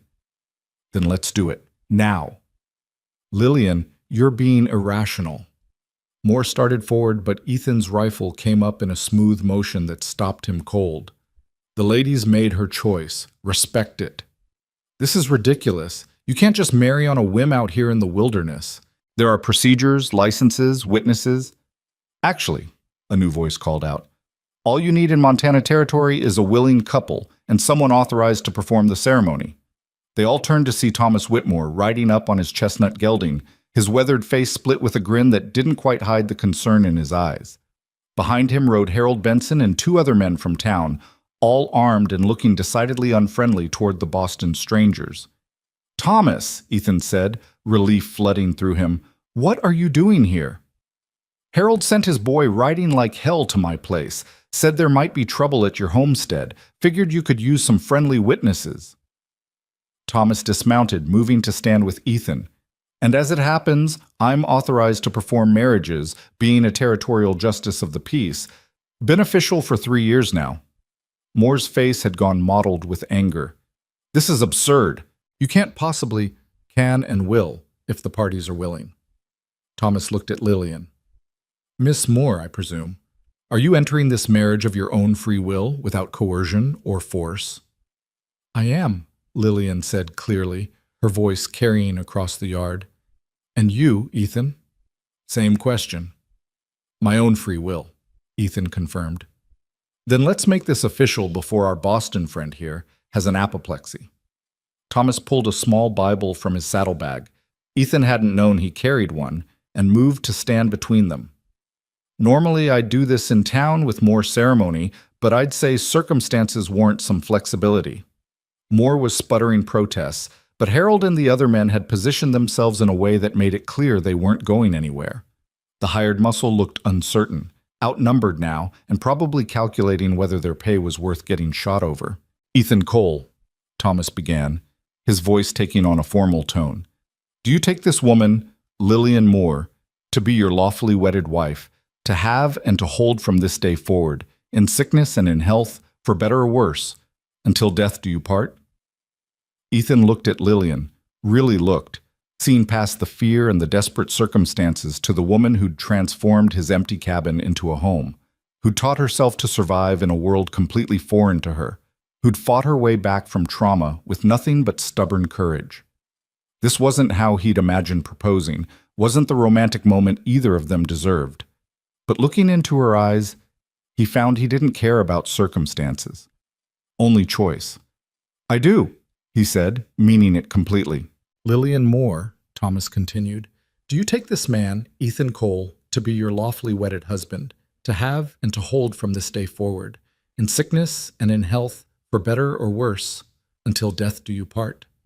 Lillian's eyes were bright with unshed tears, but her voice was steady. I do. Then by the authority vested in me by Montana Territory, I pronounce you husband and wife. Thomas smiled. Ethan, you may kiss your bride. Ethan had never kissed anyone before, not in any way that mattered. He moved slowly, giving Lillian every chance to retreat, but she stepped into it, rising on her toes to meet him halfway. The kiss was brief and chaste, complicated by the fact that they had an audience and were both terrified for entirely different reasons. But it was real, and it was theirs. When they pulled apart, Thomas was grinning. Congratulations, you're now legally married in Montana Territory. This is a farce, Moore spat. I'll have it annulled. I'll take this to the territorial governor. You do that, Thomas said mildly, but you'll find the marriage is legal and binding. Miss Moore, excuse me, Mrs. Cole, was of legal age and sound mind when she consented. Your guardianship ended the moment she spoke her vows. Whatever claim you think you had is done. Her inheritance is hers, Lillian said, finding her voice. Or rather, it will be when I turn 25 in 3 years, and you have no legal access to it now that I'm married. Whatever scheme you and your business partner had dies here. Moore's expression went through several rapid changes before settling on cold fury. You stupid, ungrateful girl. I gave you everything, a home, education, opportunities. You gave me nothing I didn't already own by right of my parents' death, Lillian shot back. And you took everything else, my safety, my autonomy, my sense of self. You tried to sell me to a man who would have killed me for convenience, all so you could keep stealing from my inheritance. Well, it's over now. I'm not your ward anymore. I'm not your property. I'm done. The transformation in her was stunning. This was the woman she would have become without her uncle's systematic destruction, strong and articulate and refusing to be diminished. Ethan felt that fierce pride again, mixed with something deeper and more complex. You'll regret this, Moore said, his cultured veneer completely gone now. Both of you. I have resources, connections, and we have each other, Ethan interrupted, and friends who will stand with us, and a legal marriage you can't touch. So I'd suggest you take your hired thugs and ride back to Boston before this gets any uglier. Moore stared at them with naked hatred, and for a moment Ethan thought he might actually try something violent. Then Harold stepped forward, rifle held ready, and the moment passed. You heard the man, Harold said. Time for you to leave. And if you're thinking about coming back with more trouble, remember that Montana Territory has a way of making problems disappear if they get too persistent. We take care of our own out here. It was a threat, polite, but unmistakable. Moore heard it clearly, his face going white with impotent rage. This isn't over. Yeah, it is, Thomas said. Now get. Moore mounted his horse with as much dignity as he could muster, which wasn't much. His hired men followed suit, clearly relieved to be leaving. As they rode out, Moore turned back one last time. You've made an enemy, Lillian. Don't forget that. No, Lillian called after him, her voice ringing clear. I've freed myself from one. There's a difference. They watched the 3 men ride away until they disappeared over the ridge. Only then did Ethan feel the tension drain from his shoulders, leaving him almost dizzy with relief and the surreal awareness that he was now married to the woman standing beside him. Well, Thomas said, breaking the silence, that was more exciting than most weddings I perform. Usually there's just nervousness and bad cake. The men from town laughed, and the mood shifted from confrontational to almost celebratory. Harold clapped Ethan on the shoulder. Congratulations, you two. That was quite a show. How did you know to come? Lillian asked, still gripping Ethan's hand like it was the only solid thing in the world. Harold's boy rode out after those men left town asking pointed questions about your place, Thomas explained. Figured if trouble was coming, you'd need witnesses and support. Glad we made it in time. I don't know how to thank you, Ethan said, meaning it completely. No thanks needed. You've helped enough folks around here over the years. About time we returned the favor. Thomas tucked his Bible away. Though you might want to make this official with proper paperwork when you get to town. I'll file the marriage certificate, but getting it registered proper-like would be smart. We'll do that, Ethan promised. The men lingered a bit longer, making sure Moore and his thugs were really gone, offering congratulations and good-natured ribbing about Ethan finally getting hitched. Eventually, they mounted up and headed back to town, leaving Ethan and Lillian alone in the yard, legally married and still processing what had just happened. So, Lillian said after a long silence, we're married. Appears so. That wasn't exactly the way I imagined making this decision. She turned to face him fully, searching his expression. Ethan, I need to know, did you mean it? What you said to Thomas? Or was it just the right words to end the threat? I meant every word. He kept his voice steady, wanting her to hear the truth. I would have married you in 5 days if you'd asked. Or 5 months. Or never, if that's what you wanted. The timing got forced, but the choice was real. You barely know me.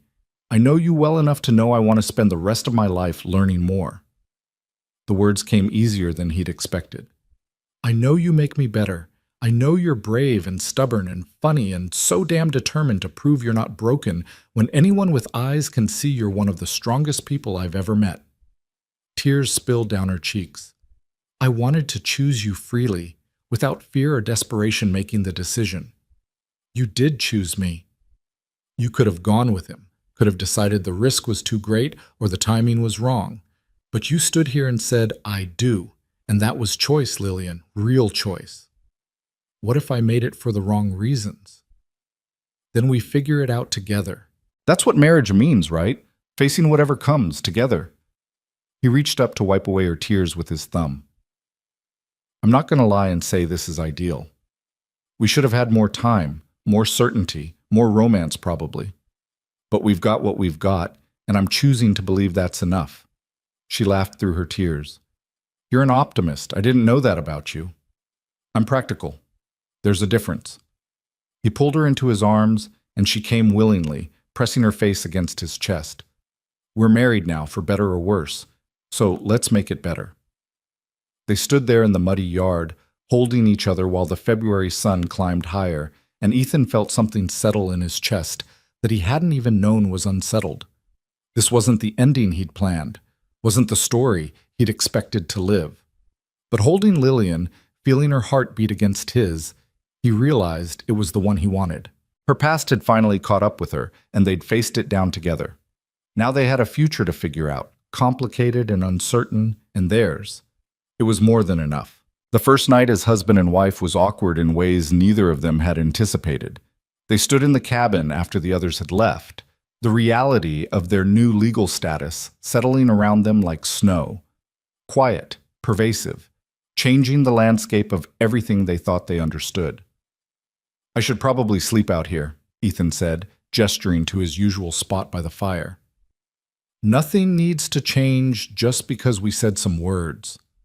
Lillian's expression shifted through several emotions he couldn't quite read. We're married, Ethan. Actually married. People will expect. I don't care what people expect. He kept his voice gentle but firm. This marriage started because you needed protection, not because we'd decided we were ready for everything marriage usually means. I'm not going to push you into anything. You're not pushing. She wrapped her arms around herself, a gesture he recognized as self-protection. But you're right. This happened so fast, and She paused, struggling for words. I don't know how to be a wife, not a real one. My uncle's lessons on marriage involved submission and obedience, and I know that's not what you want, but I don't have another model. Then we make our own model. Ethan moved to bank the fire, giving himself something to do with his hands. We take this slow, figure out what works for us. No expectations, no timeline. Just two people learning how to be married in a way that doesn't break either of us. That's very patient of you. I've got time. He glanced at her, offering a slight smile. We've got the rest of our lives, apparently. No rush. She returned the smile, tentative but real. The rest of our lives. That's a strange thought. Terrifying or comforting? Both. Lillian moved toward the bedroom, then paused at the doorway. Ethan, thank you for today, for standing up to him, for giving me the choice even when circumstances tried to take it away. I know this isn't what you planned when you wrote to that agency. Plans change, sometimes for the better. She disappeared into the bedroom, and Ethan settled by the fire, trying to convince himself that sleeping alone was fine, that nothing needed to be different just because the law now recognized what his heart had known for weeks. They were married, but they were also still learning each other, still healing from their respective wounds. Patience was the only gift he could offer that mattered. Sleep came slowly, and when it did, his dreams were full of Lillian's voice saying, I do, and the fierce pride he'd felt watching her stand up to the man who'd terrorized her for years. Morning brought the practical realities of married life crashing down. Ethan woke to find Lillian already up, attempting to make breakfast with an intensity that suggested she'd been awake for hours, anxiety translated into productive action. You didn't have to get up early, he said, watching her fuss over the stove. I couldn't sleep. Kept thinking about everything. She didn't turn around, her focus fixed on the eggs she was scrambling with perhaps more vigor than necessary. Do you think he'll really leave, my uncle, or will he find some way to challenge the marriage? Thomas said the marriage is legal. Your uncle can challenge all he wants, but Montana territory law is clear. You were of age and sound mind when you consented. He's got no grounds. He has money and connections and a willingness to bend any rule that serves him. Lillian finally turned to face him, and Ethan saw the fear she'd been trying to hide. I know you think standing up to him was enough, but you don't know him like I do. He doesn't accept defeat. He'll find another angle. Then we'll face it when it comes. Ethan stood, moving to pour coffee. But Lillian, you can't live in fear of what he might do.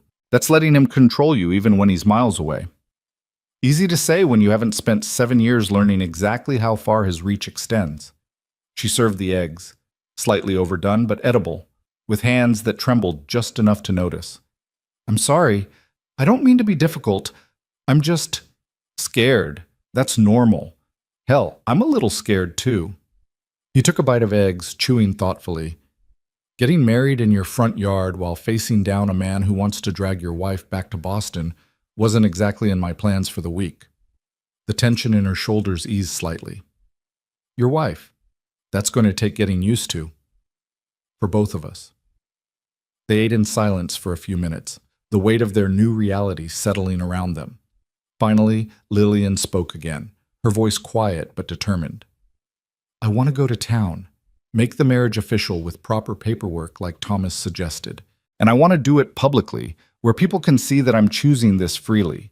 So if my uncle does try to claim I was coerced or mentally incompetent, there are witnesses who know otherwise. That's smart thinking. I learned from watching him manipulate records and testimonies. If you're going to fight someone who uses the law as a weapon, you have to be more thorough than they are. She met his eyes, and I want to send a letter to Clara, my maid in Boston. She helped me escape, and she deserves to know I'm safe, that her risk paid off. We can do that. Ethan finished his coffee, already mentally planning the trip. Weather's good enough for travel. We'll go today, get everything documented properly. Thank you. Lillian's expression softened. For not dismissing my fears as paranoia. For taking this seriously. Your fears aren't paranoia when they're based on years of experience. I'd be a fool not to take them seriously. They prepared for the trip to Benton's Crossing with the kind of coordinated efficiency that spoke to how well they'd learned each other's rhythms over the past months. Lillian changed into her traveling dress, the same one she'd arrived in, now mended and cleaned but still showing signs of hard wear. Ethan hitched Bess to the wagon, checking everything twice. The ride to town was quiet, both of them lost in thought. The landscape was transforming with the thaw, mud giving way to the first hints of green as winter reluctantly loosened its grip. Ethan found himself acutely aware of Lillian beside him, the way she sat a little straighter now than when she'd first arrived, the way her eyes scanned the horizon with curiosity rather than fear. What are you thinking about? She asked, catching him watching her. How much you've changed since September. Is that good or bad? Good. Definitely good. He kept his eyes on the trail. You arrived looking like a strong wind would knock you over. Now you're talking about legally outmaneuvering a Boston attorney. That's growth. I had a good teacher. She glanced at him. You showed me what it looks like when someone acts with integrity. That made it easier to remember I used to have some of my own. You never lost it, just got buried under survival. Maybe. She was quiet for a moment. Ethan, can I ask you something? Always. Yesterday, when we got married, did any part of you resent having your hand forced, being pushed into this before you were ready? He considered the question carefully, wanting to give her honesty rather than comfortable lies. I resented the circumstances, hated that your uncle showed up and turned what should have been a choice into a necessity. But the actual marriage? He shook his head. No resentment there. If anything, I was grateful for the excuse to stop dancing around what I'd wanted to ask for weeks anyway. Really? She sounded surprised. You wanted to marry me? Even knowing everything you know about my past, about the complications I bring? Especially knowing all that. He guided Bess around a muddy patch. You think trauma makes you less worth having around? It doesn't. It just makes you human. Most men wouldn't see it that way. I'm not most men, and frankly, most men are idiots. She laughed, real laughter that transformed her whole face. That's probably true. Benton's Crossing came into view, and Ethan felt Lillian tense beside him. He understood why. Yesterday, this town had been where her uncle had tracked her down. Now they were returning to make their marriage public, to document it in ways that couldn't be erased or denied. It was both declaration and defense. Thomas Whitmore was waiting at his small office. He served as Justice of the Peace, Land Recorder, and General Legal Authority for the territory, all rolled into one. He looked up as they entered, a smile creasing his weathered face. Newlyweds. Come to make it official? We came to make sure there's no question about legality, Ethan said. Lillian wants documentation that can't be challenged. Smart woman. Thomas pulled out a thick ledger and several forms. Let's start with the marriage certificate. I filed the basic record yesterday, but we should get the full documentation complete. Names, dates, witnesses, the whole formal process. He walked them through it, asking questions and filling in forms with careful precision. When they reached the section about previous names and guardianship status, Lillian didn't hesitate. My guardian was Richard Moore of Boston, Massachusetts. That guardianship ended upon my marriage yesterday, February 10th, 1884, as I am now legally under the protection of my husband as recognized by Montana Territory law. Thomas wrote it down word for word. That's good. Clear language. Makes your status unambiguous. He looked up at Lillian. You expecting trouble from him?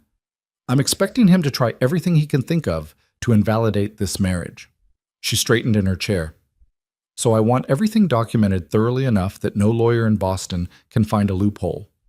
Then we'll make this airtight. Thomas spent the next hour going through every possible legal angle, creating a paper trail that would have impressed any attorney. When he finally set down his pen, the documentation was complete and witnessed by Harold Benson and Martha Henderson, both of whom had come to the office specifically to add their names. There, Thomas said with satisfaction. That's as legally binding as anything gets out here. Your uncle can challenge until he's blue in the face, but Montana Territory recognizes this marriage, and that's what matters. Thank you. Lillian's relief was visible. I know this seems excessive, but it's not excessive when dealing with someone who's already proven they'll use any angle to control you, Martha interrupted.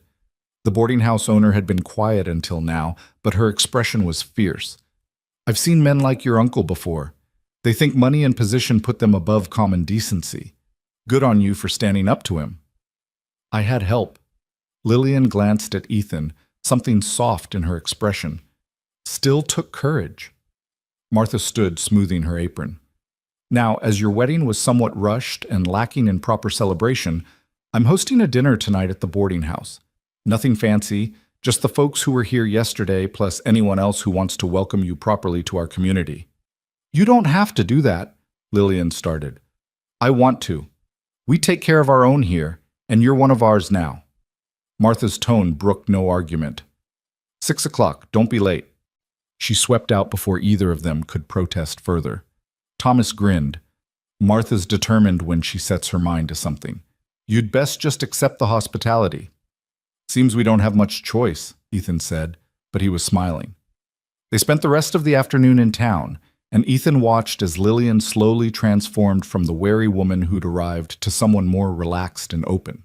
People stopped to offer congratulations, to welcome her officially to Benton's Crossing, to share advice and stories about their own marriages.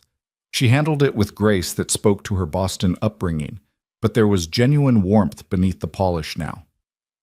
At the general store, Samuel Tucker's wife Susan pulled Lillian aside, and Ethan heard fragments of conversation about fabric and sewing and recipes. When Lillian emerged, she was holding a small package wrapped in brown paper. "What's that?" he asked. Susan gave me some fabric, said every new bride needs something special. Lillian looked embarrassed and pleased all at once. I didn't know what to say. People here are so kind. That's frontier life. We depend on each other out here. Kindness isn't charity, it's survival. It's still overwhelming. You'll get used to it. The dinner at Martha's boarding house that evening was everything she'd promised. Nothing fancy but warm and welcoming. The main room had been rearranged to accommodate a long table, and the smell of roasted meat and fresh bread filled the air. Thomas and his wife Sarah were there, along with Harold and his family, the Tuckers, and several other townspeople Ethan knew by name, if not by close friendship. They ate and talked, and gradually Ethan realized this wasn't just a celebration of his marriage. It was the town's way of claiming Lillian as one of their own, of sending a message that she was protected here. When people asked about her past, she gave simple answers. Came from Boston, circumstances were difficult, grateful for a fresh start. No one pushed for details they didn't need.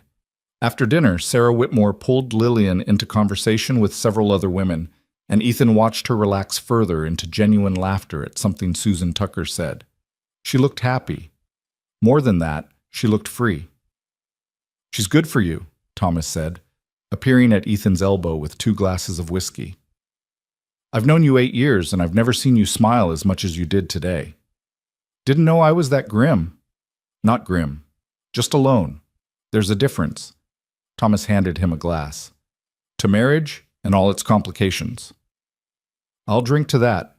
Ethan took a sip, the whiskey burning pleasantly. "Think her uncle will really give up?" "Hard to say. Men like that don't like losing, especially not to people they consider beneath them." Thomas's expression grew serious. "But he'd have to be stupid to try anything now. Half the town witnessed your marriage, and the other half heard about it. If he shows up again making trouble, he'll find himself facing a very unfriendly community." "Thanks for that, for organizing this." "Martha organized it. I just showed up." Thomas grinned. "But you're welcome. You've earned some goodwill around here, and it's about time you collected on it." The evening wore on, and gradually people began heading home. Ethan and Lillian were among the last to leave, stepping out into a cool night that promised more seasonal weather. The wagon ride back to the homestead was quiet, both of them tired but content. "That was nice," Lillian said as they rattled along the dark trail. "I've never been to anything like that before. In Boston, social gatherings were all about performance and status. Tonight felt real." "It was real. Those are good people." "I'm starting to understand why you chose this life. The isolation, the hard work, but also the community, the authenticity. There's something valuable in that." "There is." Ethan glanced at her. "You thinking you can tolerate it?" "I'm thinking I might actually thrive in it." She was quiet for a moment. "Ethan, I need to tell you something." The serious tone made him tense. "What's wrong?" "Nothing's wrong. It's just, today, watching everyone celebrate with us, making this marriage so public and documented, I realized something." She took a breath. "I would have said yes anyway, even without my uncle showing up, even without the threat forcing the timeline. If you'd asked me in 5 days like we'd planned, I would have said yes." His heart did something complicated in his chest. "Yeah?" "Yeah." She turned to face him as much as the wagon seat allowed. "I've been so focused on making sure I was choosing freely, on not being forced into anything, that I didn't let myself acknowledge what I already felt. But I do feel it, Ethan. Whatever this is between us, it's real for me. It's not gratitude or fear or desperation, it's..." She struggled for words. "It's you. The way you make me feel safe without making me feel weak. The way you're patient without being condescending. The way you see me as a person rather than a problem to solve or a prize to win." "Lillian, let me finish." Her voice was steady despite the emotion behind it. "I'm not saying I'm not scared. I am. Marriage is terrifying when your only model was your uncle's manipulation. But I want to try. I want to build something real with you, whatever that looks like. No more sleeping in separate rooms like we're strangers. No more treating this marriage like it's temporary or forced. I want it to be real." Ethan pulled the wagon to a stop, needing to see her face clearly in the moonlight. "You're sure?" "Because there's no rush, Lillian. We can keep taking this slow." "I'm sure." She reached for his hand, her grip firm and certain. "I'm choosing you, Ethan Cole. Not because circumstances forced me, but because you're worth choosing. You've been worth choosing since the moment you saw my bruised face and said I wasn't alone anymore." He kissed her then, properly this time, without an audience or fear or desperation making it urgent. Just 2 people acknowledging what they'd both known for a while but hadn't had the courage to say. When they pulled apart, Lillian was smiling. "So," she said, Can we agree this is a real marriage now? Not just a legal protection? It's real, Ethan confirmed. Has been for a while, at least for me. Just took you catching up. She laughed and hit his arm lightly. I caught up plenty fast, thank you. That you did. They rode the rest of the way home in comfortable silence, hands linked on the wagon seat, and Ethan felt something settle that he hadn't even known was unsettled. They were married, really married now, by choice rather than necessity. Whatever came next, they'd face together. The homestead looked welcoming in the moonlight, smoke from the banked fire drifting from the chimney. Ethan unhitched Bess and got her settled while Lillian went inside to stoke the fire. When he entered the cabin, she was standing by the bedroom door, clearly nervous but determined. I know this is probably awkward, she said, but I meant what I said. No more pretending this isn't real. Nothing has to happen tonight, Ethan said carefully. Real marriage doesn't mean rushing into anything you're not ready for. I know, and I appreciate that, but I'm tired of fear making my decisions for me. She moved toward him, and Ethan saw the courage it took her to close the distance between them. I want to share a bed with my husband. Just sleep for now. But together, like actual married people. If that's what you want. It is. She took his hand, leading him toward the bedroom. Come on. It's been a very long day, and I'd like to end it beside someone who makes me feel safe.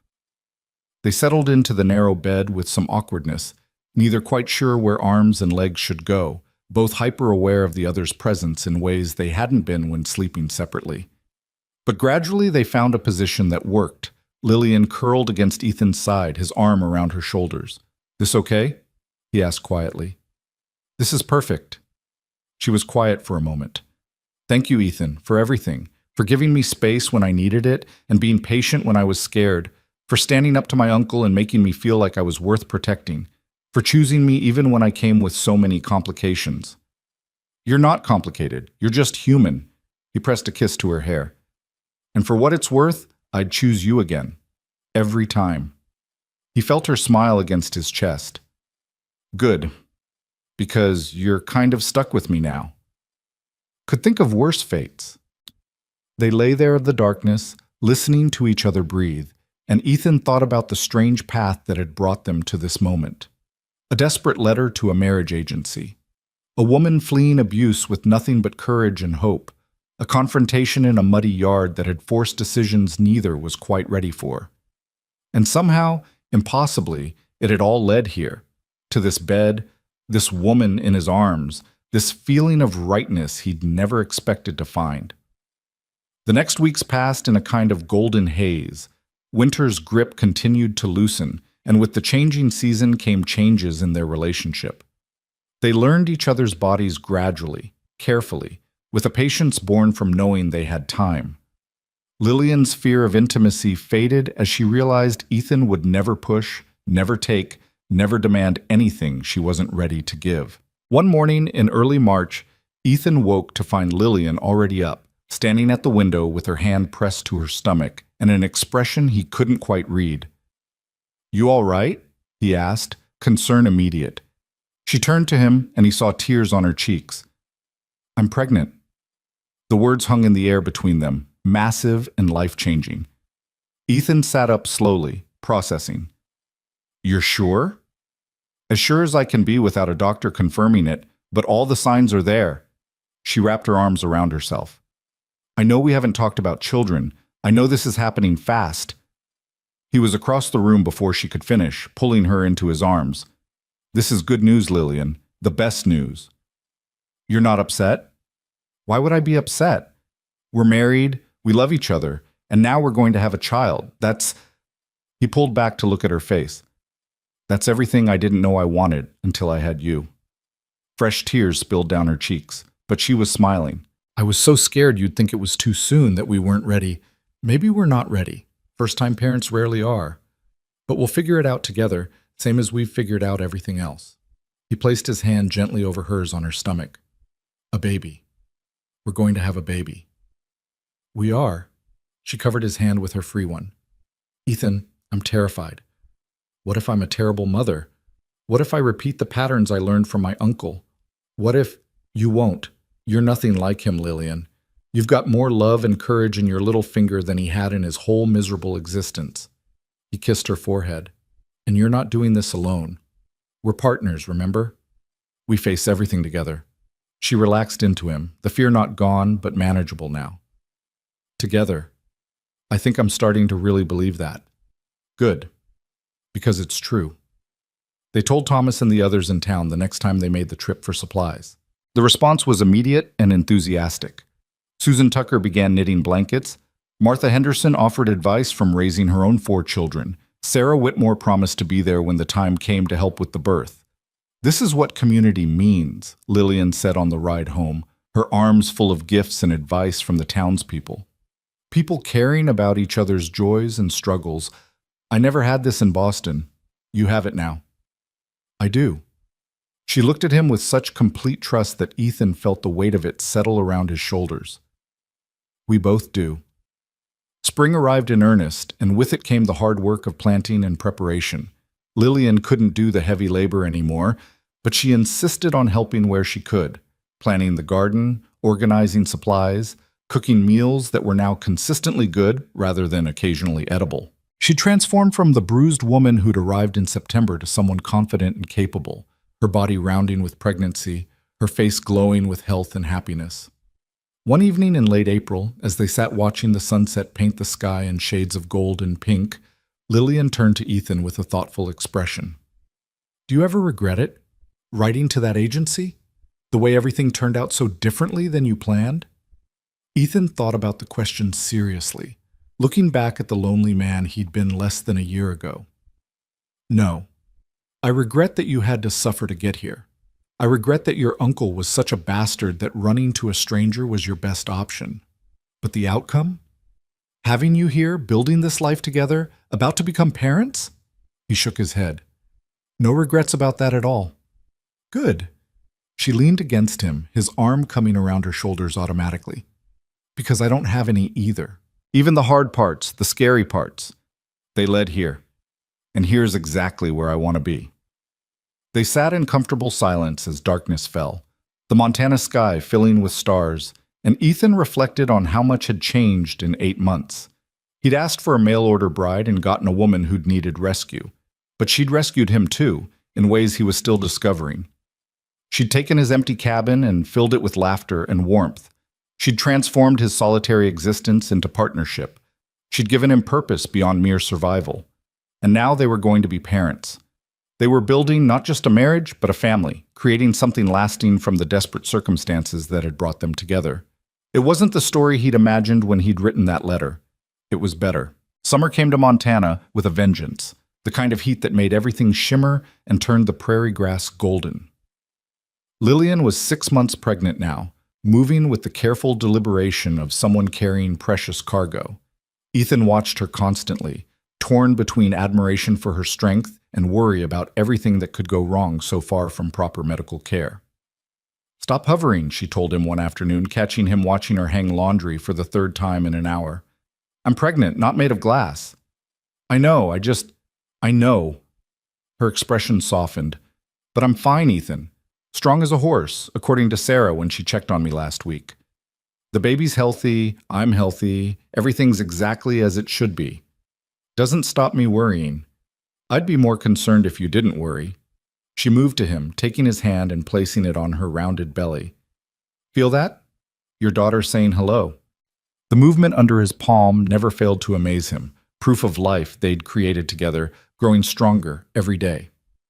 How do you know it's a girl? I just know. Lillian smiled with the kind of certainty that came from somewhere beyond logic.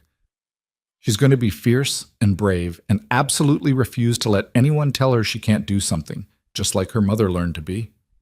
And just like her father taught her mother she could be. That too. She kissed his cheek. Now stop worrying and help me finish this laundry. The sooner we're done, the sooner we can sit in the shade and you can read to me. I finished that book last night and I'm dying to know what happens next. They'd settled into rhythms that felt like they'd existed forever, rather than less than a year. Mornings, Ethan worked the land while Lillian managed the house and garden. Afternoons, they'd often work together on whatever needed doing, finding ways she could contribute without overtaxing herself. Evenings were for reading and talking and simply being together, watching her belly grow and planning for a future that felt simultaneously terrifying and perfect. But the peace they'd built was shattered in mid-July by a letter that arrived with the weekly mail Thomas brought out from town. Ethan recognized the expensive paper and formal seal before Lillian even opened it. Legal correspondence from Boston. He watched her face go pale as she read, her hand trembling slightly. "He's challenging the marriage," she said quietly. "My uncle. He's filed a petition in Boston claiming I was mentally incompetent when I consented, that the marriage was performed under duress and without proper legal authority. He's demanding the territorial governor investigate and annul the marriage on grounds of fraud." "Let me see that." Ethan took the letter, scanning the legal language with growing anger. Richard Moore had apparently spent the past 5 months building a case, collecting testimonies from Boston physicians who'd never examined Lillian, affidavits from people who claimed she'd been unstable and easily manipulated. It was all lies, but it was presented with enough official polish to seem credible. "He can't actually do this, can he?" Lillian's voice was small, afraid in a way Ethan hadn't heard since those first days. "We followed the law. Thomas performed the ceremony legally. Everything was documented. He can try." Ethan kept reading, his jaw tightening. "Says here he's demanding you return to Boston for psychiatric evaluation to determine your fitness to have consented to marriage. Claims that as a concerned guardian, he has the right to ensure your well-being. He's not my guardian anymore. The marriage ended that. Which is exactly why he wants the marriage annulled, so he can reclaim guardianship and control of your inheritance." Ethan set down the letter. "This is about money, not concern. He's running out of time to access your inheritance before you turn 25, so he's trying one last legal maneuver." "What do we do?"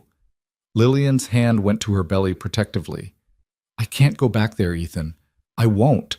Especially not now, not pregnant. If he gets me back to Boston, if he can force me into some asylum on false testimony, that's not going to happen." Ethan pulled her into his arms, feeling her shake against him. "We fight this. We get our own legal representation. We document everything. We make it impossible for him to claim you were incompetent or coerced." "How?" "He has resources we don't have, lawyers, money, connections in Boston." "But we have the truth. And we have people here who'll testify to exactly what they witnessed." He pulled back to look at her face. "Every person at our wedding, everyone in town who's seen how you've thrived here, how you've built a life. That's evidence no Boston lawyer can dispute. You're not the broken woman he tried to make you. You're strong and capable and very clearly of sound mind." "Will that be enough?" "It has to be." But even as he said it, Ethan felt the cold weight of uncertainty. The law wasn't always just, and men with money and influence could bend it to their purposes.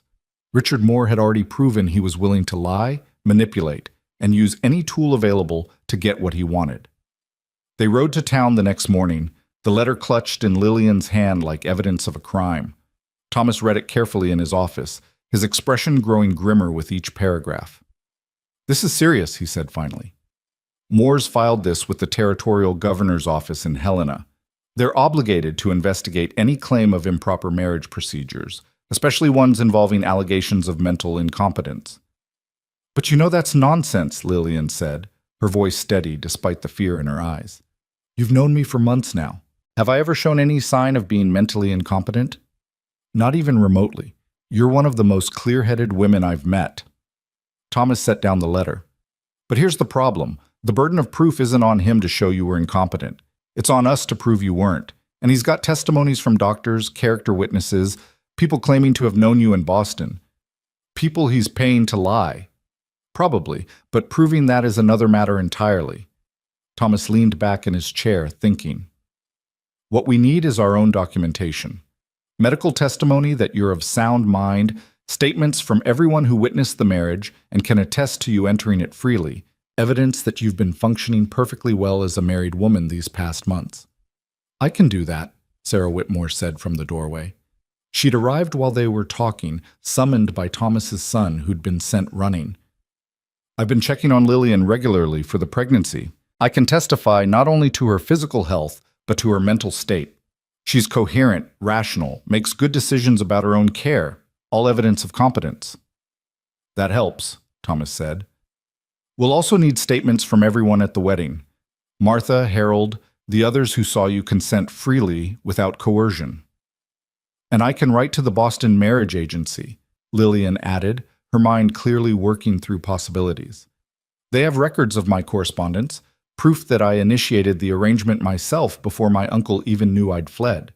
That shows premeditation and rational planning, not the actions of someone mentally incompetent. Good thinking. Thomas started making notes. We'll compile everything, send it to the governor's office with our own petition. Meanwhile, I'll write to a lawyer friend in Helena, someone who understands territorial law and can represent you if this goes to any kind of hearing. How long will this take? Ethan asked, already calculating how close they were cutting it to Lillian's due date. Hard to say. Could be weeks, could be months. The territorial government isn't exactly speedy. Thomas looked at Lillian with sympathy. I know this is frightening, but try not to let it consume you. Stress isn't good for the baby, and from everything I've seen, you've got a strong case. Over the following weeks, they built their defense. Sarah wrote a detailed medical assessment of Lillian's mental and physical health. Martha provided a statement about how competent and capable Lillian had been in all their interactions. Harold testified to witnessing a woman making a clear, uncoerced choice. Even Samuel Tucker and his wife contributed observations about Lillian's rational behavior and sound judgment in managing household affairs. The Boston Marriage Agency responded to Lillian's letter with not just records but a scathing statement about Richard Moore's attempts to interfere with their client's legal arrangements. Mrs. Hensworth, who'd written the original warning letter, included documentation of Lillian's correspondence showing clear, rational planning and decision-making. This is actually quite compelling, Thomas said, reviewing the collected materials. We've got medical testimony, multiple witness statements, contemporaneous records from the agency, and the obvious evidence that you've been functioning perfectly well. Any reasonable investigation should conclude you were fully competent when you married. But will the investigation be reasonable? Lillian asked. My uncle has influence. In Boston, less so in Montana Territory. Thomas's smile was grim. Out here, we judge people by what they do, not by how much money their relatives have. The territorial governor will see that in these statements. They sent the compiled documentation to Helena in early August, and then there was nothing to do but wait. The waiting was torture. Every day Lillian watched for riders who might be coming with news, good or bad. Every night she woke with anxiety that transferred to restless movements that kept Ethan awake too. I can't stop thinking about it, she admitted one sleepless night in mid-August, her hand on her belly where their daughter was doing acrobatics. What if they rule against us? What if they decide the marriage is invalid and I have to— They won't. Ethan pulled her closer, wishing he felt as confident as he sounded. We've got truth and evidence on our side. That has to count for something. Does it? Or does money and influence count for more? She was crying now, quiet tears soaking into his shirt. I'm so tired of being afraid, Ethan. I thought I was done with fear when I married you, but it's back and it's worse because now I have so much more to lose. You, the baby, this life we've built. If he takes that away. He won't take anything away. I won't let him. Ethan knew it was an empty promise. He couldn't control what happened in Helena or how the territorial government decided, but he made it anyway because she needed to hear it. Whatever happens, we face it together. Even if we have to run, even if we have to start over somewhere else, even if we have to fight this for years, we do it together. You'd do that? Run with me if we had to? I'd follow you anywhere. He meant it completely. This homestead, this land, it's just property. You're my home now, you and our daughter. Wherever you are, that's where I belong. She cried harder, but they were different tears now, relief and love mixed with the fear. I love you so much it terrifies me. I know the feeling. He pressed a kiss to her hair. Try to sleep. Whatever tomorrow brings, we'll handle it. The response from Helena came in early September, almost exactly a year since Lillian had first stepped off that stagecoach. Thomas rode out personally to deliver it, his face revealing nothing as he handed Ethan the official envelope. Lillian stood in the doorway, one hand pressed to her belly. She was 8 months pregnant now, so close to her due date that they'd all stopped traveling to town, and watched with barely contained anxiety as Ethan opened the letter. He read it once, quickly, then again more slowly to make sure he understood correctly. Then he looked up at Lillian with a smile that made his face ache. They ruled in our favor. The marriage stands.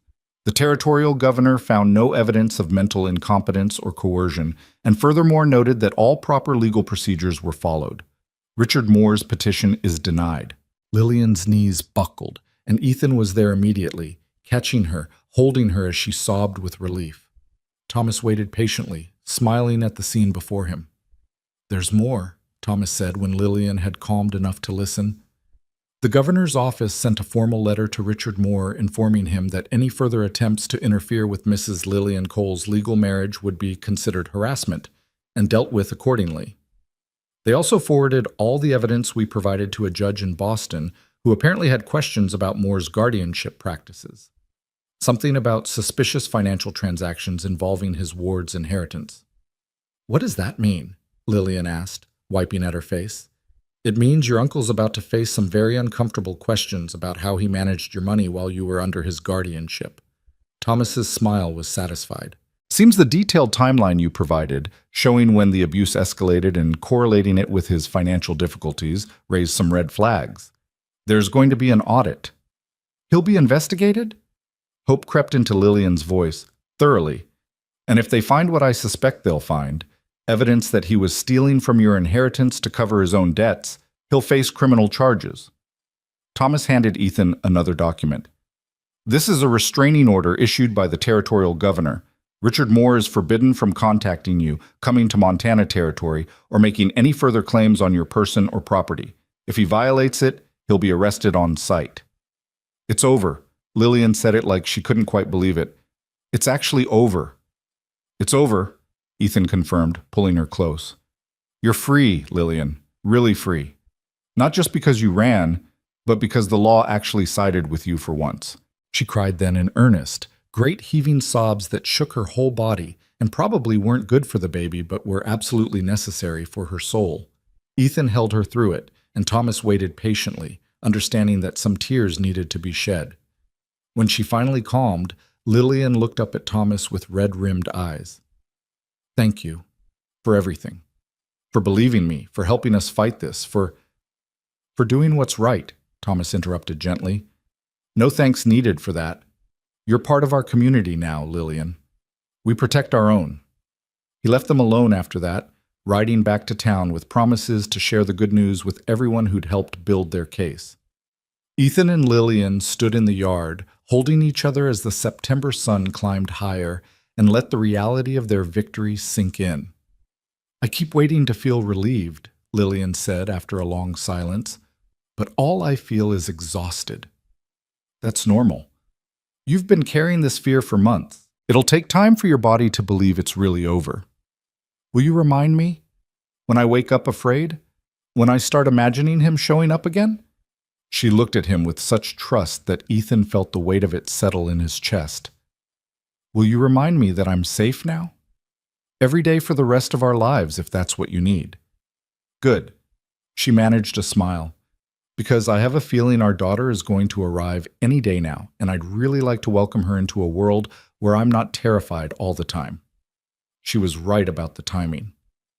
3 days later, on a cool September morning that reminded Ethan painfully of the day they'd met, Lillian's water broke.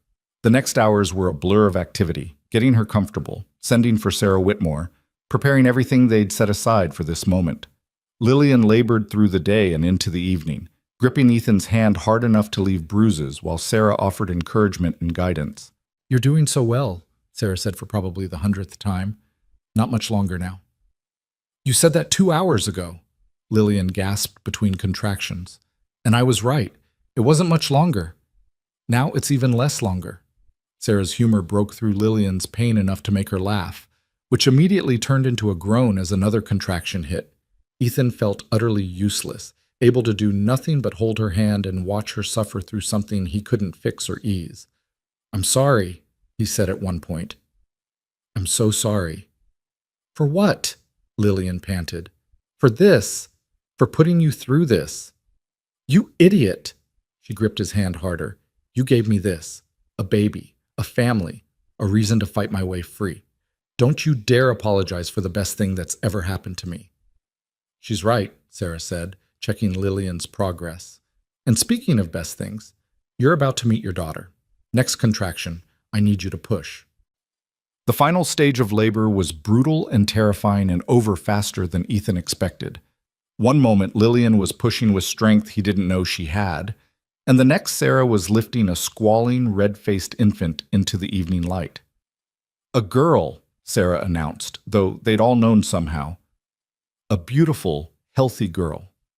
She cleaned the baby quickly and laid her on Lillian's chest, and Ethan watched his wife's face transform with wonder and exhaustion and love so fierce it made his chest ache. "Hello, little one," Lillian whispered, touching the baby's dark hair with shaking fingers. "Welcome to the world. We've been waiting for you." The baby stopped crying at her mother's voice, blinking up with unfocused eyes that would probably turn the same deep brown as Lillian's. She was perfect, tiny and furious, and absolutely perfect. "What are you going to name her?" Sarah asked, finishing her work and giving them space. Ethan and Lillian looked at each other. They discussed names but never settled on one, both wanting to meet their daughter first to see what fit. "Clara," Lillian said softly. "After the maid who helped me escape. Clara Hope Cole, because she represents the hope I found when I ran toward an unknown future." "Clara Hope," Ethan repeated, testing how it sounded. "That's perfect. She's perfect." Lillian's eyes were full of tears again, but happy ones this time. "Look what we made, Ethan. Look what came from all that fear and pain and struggling. She's proof that something beautiful can grow from terrible circumstances. She's proof that you're stronger than anything that tried to break you." He kissed Lillian's forehead, then dared to touch his daughter's tiny fist with one finger. She grabbed it immediately, her grip surprisingly strong. "She's got your determination already. And your stubbornness. I prefer to call it persistence." They laughed quietly, exhausted and overwhelmed and happier than either had imagined possible a year ago. Sarah finished cleaning up and preparing to leave, promising to check on them tomorrow and bring supplies from town. "You did beautifully," she told Lillian. "Both mother and baby are healthy and strong. Get some rest now, you've earned it." After Sarah left, Ethan and Lillian lay together in the bed that had become theirs, their daughter sleeping between them, and marveled at how dramatically life could change in such a short time. "A year ago today," Lillian said quietly, "I stepped off that stagecoach terrified and broken, not knowing if I'd survive the choice I'd made. And now you're lying here with our daughter, free and safe and whole. Because of you." She looked at him over Clara's sleeping form. "Because you saw someone who needed help and decided to be the kind of man who helps. Because you were patient when I was afraid and strong when I was weak. Because you loved me even when I didn't think I deserved to be loved. You always deserved it. You just needed time to believe it. I believe it now." She reached across their daughter to take his hand. "I believe in you, in us, in this family we've built. I believe that terrible things can lead to beautiful outcomes if we're brave enough to keep choosing hope." Clara made a small sound in her sleep, and they both froze, waiting to see if she'd wake.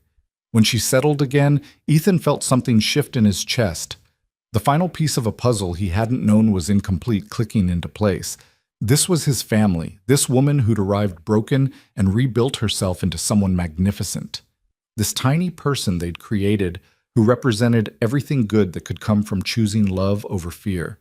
This life they'd built together from desperate circumstances and stubborn hope. "Thank you," he said quietly. "For what?" "For running toward me instead of away. For taking a chance on a stranger in the wilderness. For being brave enough to believe you deserved better than what you'd been given. For choosing me, even when circumstances tried to make it anything but a choice. Thank you for being worth choosing." Lillian's smile was soft in the lamplight. "For being the kind of man a desperate woman could trust when trust seemed impossible. For proving that not all men are like my uncle. For showing me what love actually looks like when it's real." They lay in comfortable silence, watching their daughter sleep, both thinking about the improbable journey that had brought them here. From a mail-order bride arrangement born of loneliness and desperation to this, a real marriage built on respect and patience and genuine love. From a woman fleeing violence to a mother cradling her newborn, from a man living in self-imposed isolation to a father ready to build something lasting. The weeks after Clara's birth passed in a blur of sleepless nights and small miracles. Ethan learned to change diapers and soothe crying and function on minimal sleep. Lillian navigated the challenges of nursing and healing and adjusting to motherhood with the same determination she brought to everything. Together they stumbled through those early days of parenthood, making mistakes and learning from them, too tired to do anything but laugh when things went wrong. The town rallied around them, as frontier communities did. Martha brought meals for the first week. Susan Tucker provided clothes her own children had outgrown. Sarah checked on them regularly, offering advice and reassurance. Thomas stopped by with news from Helena.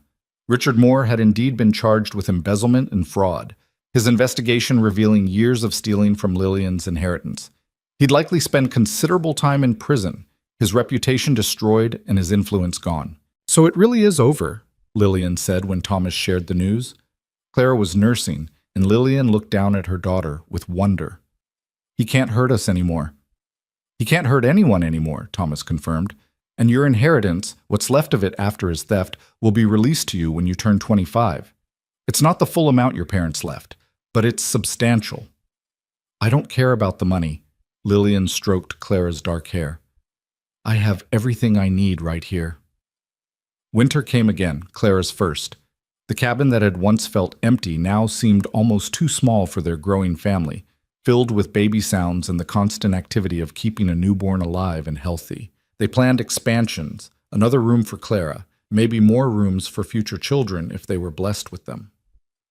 "Future children," Ethan said one evening as they sat by the fire, Clara asleep in the cradle he'd built. "You're already thinking about more?" "Eventually." Lillian smiled at him. "This one was somewhat unexpected timing, but I'd like to give her siblings when we're ready.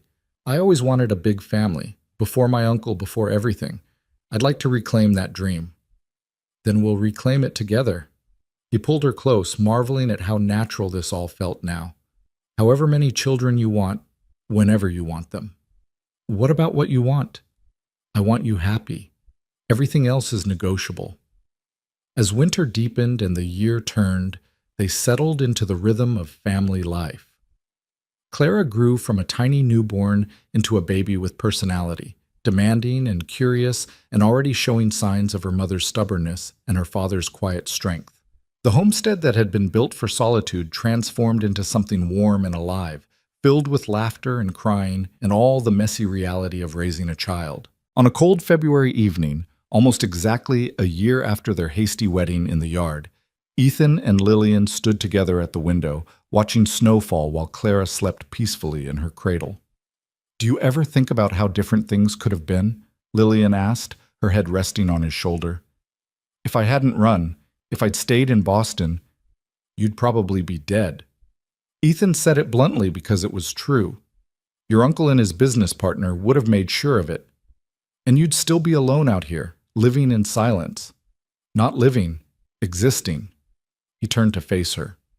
"You gave me a life, Lillian. A real life with meaning and purpose and love. Before you, I was just going through motions, filling days until there were no more days to fill. Now I have reasons to wake up, reasons to build something lasting, reasons to believe tomorrow might be better than today. We gave each other life." She touched his face gently. "You saved me from my uncle, but I think I saved you from yourself, from loneliness and isolation and the kind of slow death that comes from cutting yourself off from human connection. Maybe we saved each other." "Definitely we saved each other." She kissed him softly. "Happy anniversary, Ethan Cole. Thank you for being my husband, my partner, my home." "Happy anniversary, Lillian Cole. Thank you for choosing me, even when you had every reason not to." They stood there in the quiet cabin, their daughter sleeping nearby, the snow falling outside, and understood that they'd created something rare and precious. Not a perfect life. There would always be challenges and struggles and moments of doubt, but a real one, a chosen one. A life built on the foundation of two broken people who'd found each other at exactly the right moment and decided to build something beautiful from the wreckage. The mail-order bride with bruises and fear in her eyes was gone. replaced by a woman who stood tall and confident, who loved fiercely and lived fully. The lonely cowboy who'd built walls around his heart had learned to let someone in, had discovered that vulnerability wasn't weakness, but strength. Together, they'd proved that love wasn't about perfect circumstances or ideal timing. It was about choice. Choosing each other day after day, choosing hope over fear, choosing to build rather than retreat. It was about seeing someone's worst moments and believing in their best. It was about patience and persistence and the stubborn refusal to give up on something worth fighting for. Years would pass. Clara would grow, joined eventually by siblings, a brother named William after Lillian's father, then twin girls they named Sarah and Catherine after the women who'd helped them most. The homestead would expand, the isolated cabin becoming a proper home surrounded by land worked by their own hands and filled with children's laughter. Lillian would thrive in ways she'd never imagined possible, becoming a pillar of their small community, teaching other women that survival was possible, that escape was achievable, that broken didn't mean destroyed. She'd write letters to the Boston Marriage Agency, thanking them for the chance they'd given her and encouraging them to continue helping women who needed an escape route to safety. Ethan would discover that partnership made everything better, the work lighter, the challenges more manageable, the joys multiplied by having someone to share them with. He'd watch his wife blossom and his children grow and understand that writing that desperate letter to a marriage agency had been the smartest thing he'd ever done. But all of that was future. For now, on this February evening, they were just two people who'd found each other against impossible odds, standing in their modest home, grateful for the life they'd built from desperation and hope. The woman who'd arrived bruised and terrified now stood confident and loved, proof that transformation was possible with patience and support. The man who'd lived in isolation now had a family, proof that walls could come down when the right person made it safe to be vulnerable. Together they'd turned a mail-order arrangement born of desperation into something neither had dared dream of, a real marriage built on choice and respect and love that deepened with every passing day. The note that had come with Lillian that first day had said she wasn't alone anymore. Ethan had promised her safety. But what they'd built was so much more than that.